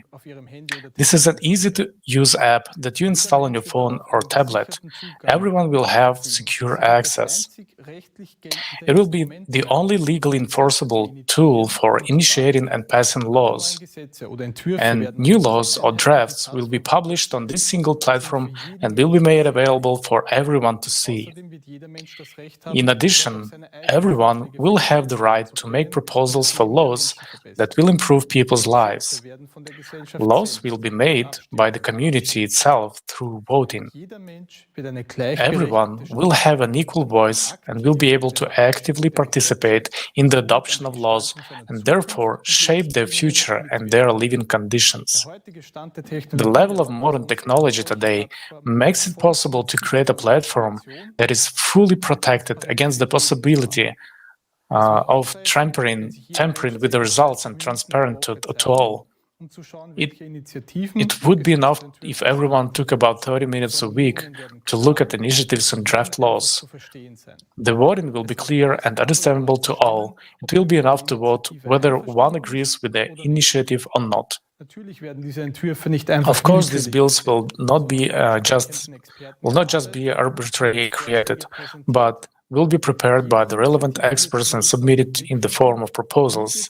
Each initiative will be first considered from the perspective of how it will affect people's lives. Experts in the relevant areas of life will not make decisions on behalf of the people, but will only develop, justify, and explain the relevant proposals. The results will be made available on the platform in the form of a ready-made bill with all its advantages and disadvantages for people's lives. Each person will only have to weigh for themselves whether this initiative will improve their life or not. Initiatives can be local and global. Let's look at an example of what such a simple voting platform might look like.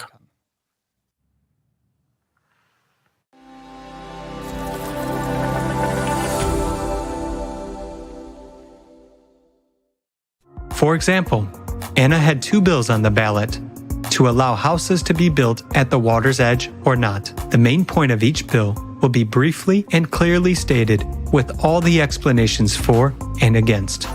The first bill suggests building houses not closer than 200 meters from the shore, taking into account the preservation of the environment. It also provides for a free passage to the water body with a public beach.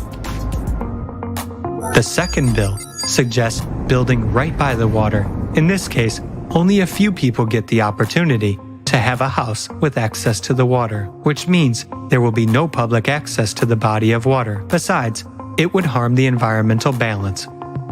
Which option do you think Anna will choose?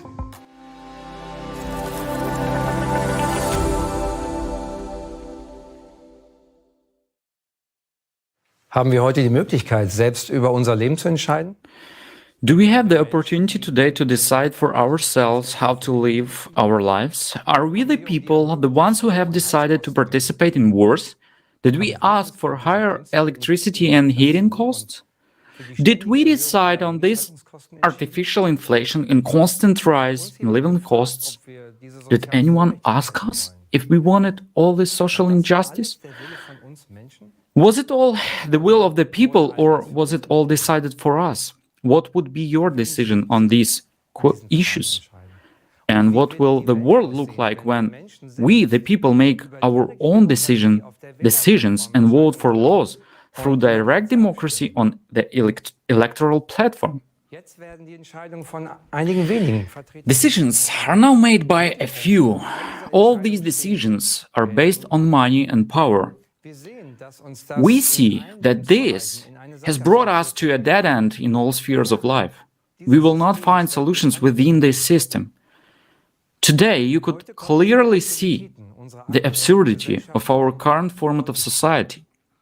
With the completely legal introduction of the electoral platform in building a creative society, we will be able to put human life as the basis of all decisions. We will no longer have to complain about the empty promises of politicians or blame them for the bad situation in the country. Together, we will be able to actively build a better future for ourselves and our children. All laws that will be passed on to the electoral platform must of course be in line with the 8 pillars of the creative society, which will be legally enshrined in the constitution. They will function and apply equally to all people. This means that nothing that would threaten human freedom and security, that would degrade living conditions or even remotely target people, can be enacted. The focus and scope within which laws may operate are clearly defined, namely that they serve solely to improve and protect human life. The concept of the creative society didn't originate in Germany or any other country, but from a worldwide impulse of people based on the experiences and mistakes of our past.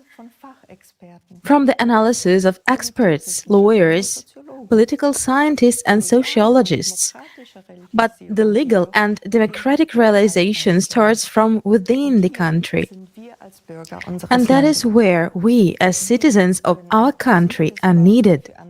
We can be a positive example for other countries because the whole world looks up at Germany. What keeps us from implementation is our passivity and lost faith in ourselves. We Germans can rely on our self-organization and willingness to help, and with united efforts implement this plan with a short period of time. We heard that it is not possible to move to the political phase until the information phase is completed and the support of the electoral demand by the majority is secured. Why is informing so important? Because no one will do it for us. It is up to us to act. The will of the people is not a tick on the ballot paper, but the free expression of their will everywhere. When we are ready to tell everyone around us what we want, informing each other is a way of self-organization. We, the people, are responsible for our own lives. If you have a question, what exactly can I do? The answer is to tell your friends and acquaintances about the project. Share the information on social media. Use all the opportunities available to you. If you're a blogger, talk about the project on your channel. If you work with people, share the information with your clients. The media won't tell about us until there are so many of us that we can no longer be ignored. In the meantime, we will have to make some effort. After all, each of us can be that decisive voice on the scale in building the creative society. Let's look together at what motivates people to participate and how they inform others.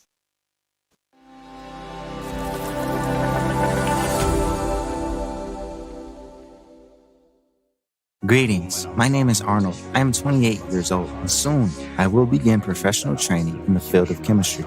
My name is Selena. I studied to become a teacher. I am an auto mechanic. I work as an architect. I've been traveling around the world as a digital nomad for 10 years. My name is Alexander. I am from Stockstadt am Main. Greetings. My name is Angelina, and I'm a certified media designer. Why do I support the Creative Society? Because for me, the Creative Society is the answer to the question of peaceful life. First of all, it is about how to live in harmony and in eternal peace with all the people on the planet. I want us to live in harmony with nature. I don't want animals to suffer. It's also very important to me that people all over the world get a free and good education. When I look at global events and at the world through the eyes of children, it becomes clear to me that something urgently needs to be changed. Something that will affect the whole world. This is the format in which we all live.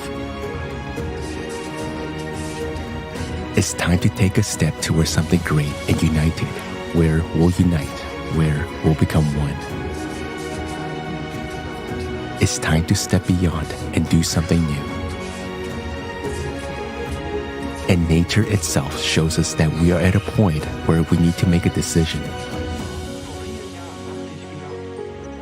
Years ago, I thought, why aren't there people in this world who would finally start to build a world in which we can live freely? That's why I participate in the Creative Society project. And every day, I see people from many countries supporting this project to build a better world for all of us. I do this first and foremost for myself, my children, my grandchildren, and their descendants. All of humanity needs this, and I want everyone on the planet to have a decent life and life in peace. I read these 8 pillars, and each one of them touched me deeply. It's something I've been looking for subconsciously for a long time. And when I found out that such a project already exists, and so many people are participating in it, I just decided I have to be a part of it. I simply must be a part of it. Because if all the people on Earth unite and act together, then certainly we can create incredible things and live beautifully in unity in the future. And that is the power when people unite in one goal with one vision of the future. That is what is so lacking in this world. Thanks to the Creative Society project, I met many interesting participants. All of them are very different, but all of them share the same goal, which is to build a humane world. Right now, I'm doing voiceover of the female voice in one of the videos for the Creative Society project. I'm not a dubbing artist by profession. I'm a nurse.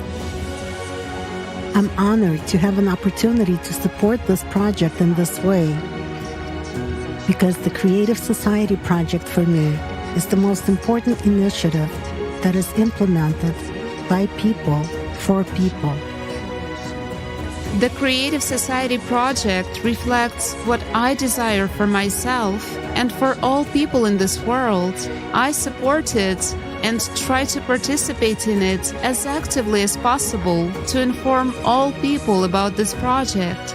Answering the question of how I inform about the Creative Society, I can say that only by my own example, I am telling people about the importance of this society format. I support the project by informing YouTubers and bloggers. I talk to my friends and relatives. I inform people around me in the area where I live. And I talk to people while I'm traveling. To the best of my ability, I try to inform as many people as possible so that we can move on to the next stage. Just to wake people up and say, hey, we have to go in a different direction together. Not walk like lemons to the edge and then throw ourselves off of it, but just find a way out of this dilemma together. Like all of our participants, I actively inform people about the Creative Society by telling my acquaintances about the project. I also help with video editing for social media. I also hand out a lot of business cards. Wherever I go, I just leave some business cards there. And also give them to people, saying a few words. And of course, I inform people through alternative media by making small posts there. And everyone does what they can, what they want. No one is forced, whether it's making videos or video editing, translation, writing texts, or simultaneously interpreting. There are different projects you can take part in if you want to. I also asked my daughter to print stickers for me. You can see them here on my car. And now I'm driving around the city like that, and people ask me about it.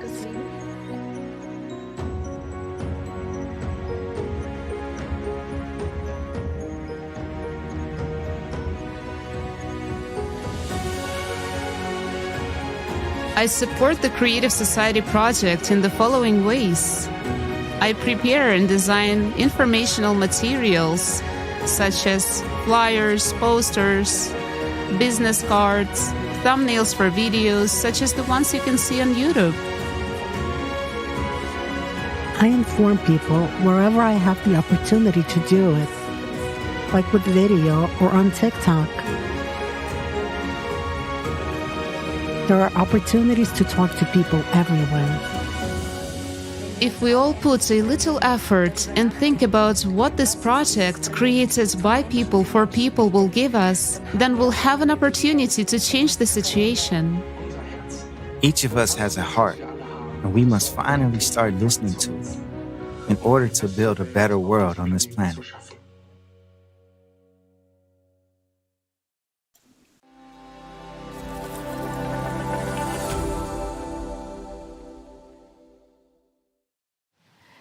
Das ist wirklich sehr inspirierend. This is really very inspiring. People are coming together for a secure future. It's so great to see such seemingly different people united by one goal, finding different ways to spread this vital information. Do you know how quickly the whole world can be informed? This can be calculated using a mathematical formula. If each person tells 5 more people about the Creative Society, we can implement the first of the 3 stages in just 2 weeks. When it comes to informing, there is no limit to our creativity. For example, people with musical talent create musical works and convey the message of unification through music.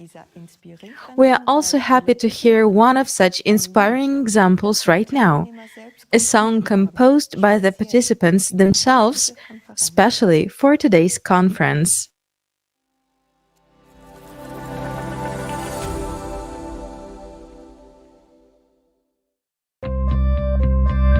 Wir unterschätzen unsere Kraft, wenn wir vereint sind. Jeder will glücklich leben, in Frieden und ohne Sorgen. Unsere Kinder werden sich frei entfalten können, grenzenlos. Zeit, sich selbst zu fragen, wo wir eigentlich sind, zu warten auf Wunder, macht doch keinen Sinn. Wo ist das Leben? Wir sind mittendrin und kriegen das nicht hin. Zeit, es zu verstehen, durch Kraft und Seele wohnt es anzugehen. Sich für jeden von uns lohnt, das Leben wählen, heißt handeln hier und jetzt, denn Zukunft entsteht jetzt. Es ist Zeit, unser Land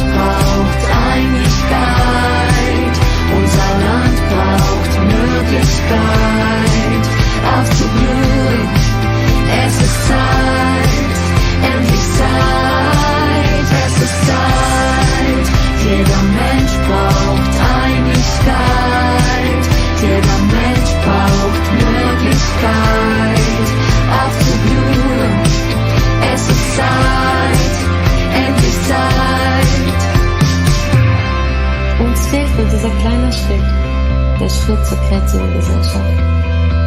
Eine Welt, die sich jeder wünscht. Alles wird so einfach sein, wenn wir uns in diesem Ziel vereinen. Es ist unsere Chance. Zeit uns zu entscheiden, so wie es jetzt ist, darf es doch nicht bleiben. Lasst uns unsere Zukunft selber schreiben, denn das Gute braucht uns, das Wunder liegt in uns. Muss die Hand zu reichen, das Unmögliche zusammen zu erreichen, über allem steht der Herz des Lebens, für alle Menschen gleich. Es ist Zeit, unser Land braucht Einigkeit, unser Land braucht Möglichkeit aufzublühen. Es ist Zeit, endlich Zeit, es ist Zeit. Jeder Mensch braucht Einigkeit, jeder Mensch braucht Möglichkeit aufzublühen. Es ist Zeit, endlich Zeit.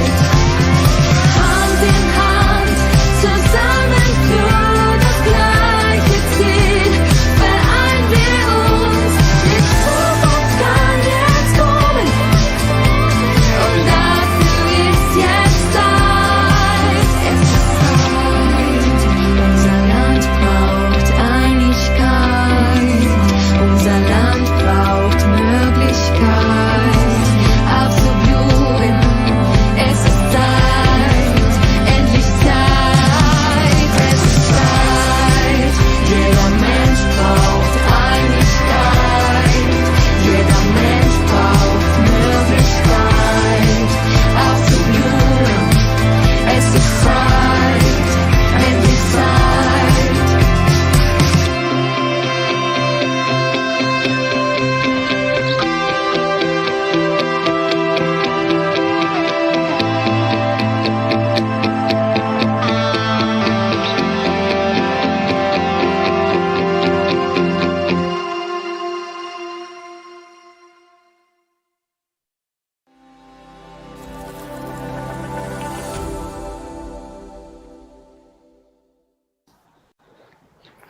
Vielen Dank für dieses wunderbare. Thank you so much for this wonderful musical gift. We would like to express our sincere appreciation to the participants who prepared it. We are also grateful to everyone who made this conference happen, and also to those who, in addition to their work and other responsibilities, worked tirelessly during their free time to help with the preparation. A huge thank you to our technical team and interpreters from 60 countries who are truthful and unbiased in looking at the world and talking about our country to their respective audiences. Dear viewers, I'm confident that together we can build the creative society. We do have a chance, but this requires the participation of all people because the creative society is focused on all of the humanity. We must finally overcome divisions and separations we have never been aligned with. There's nothing that divides us. We are human beings. We are all united by the pursuit of human ease and love. The creative society, through its 8 pillars, ensures that we live as one human family, the way we want to live, in peace, love and respect. Wir haben verstanden, dass unser heutiges We have realized that today's format of society has no future. Holistic solutions are neither feasible nor foreseen in the profit and power-oriented world. In the creative society, we can set a different vector. Important decisions will be made responsibly and will always be aligned with the interests of the people. The 8 pillars will show us the way. Wie wir heute gesehen haben, ist die As we have seen today, the creative society is what our country has always stood for: human rights, social security, an economy that must serve the people, progress, in harmony with nature. The creative society guarantees all of this, because human life, in it, comes first. Who, if not our country, has the potential to take the first step towards the creative society? Just imagine the potential that will be unleashed. The bright minds from various fields around the world will come together in an interdisciplinary basis, all working towards a common goal of improving people's lives. And we urgently need this potential now, as the progression of natural disasters requires immediate solutions, solutions that only united science can provide. And for this, we need the creative society. That's why it is time to act. We can no longer wait and hope that crisis and injustice will cease to exist in the current format of society.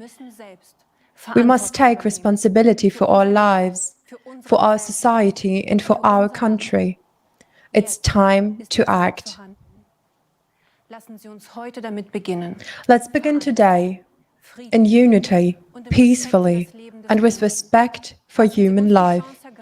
Let's seize this opportunity to fundamentally solve our crises and problems and together change the format from the consumerist to the creative one, in which every person will have a decent and secure life. You can contribute to positive change right now by sharing the link to today's conference and spreading the idea further. You can learn more about the project on our website, creativesociety.com. Tell your neighbors, friends, and acquaintances about the Creative Society. Together, we will build a sustainable future. The choice is ours.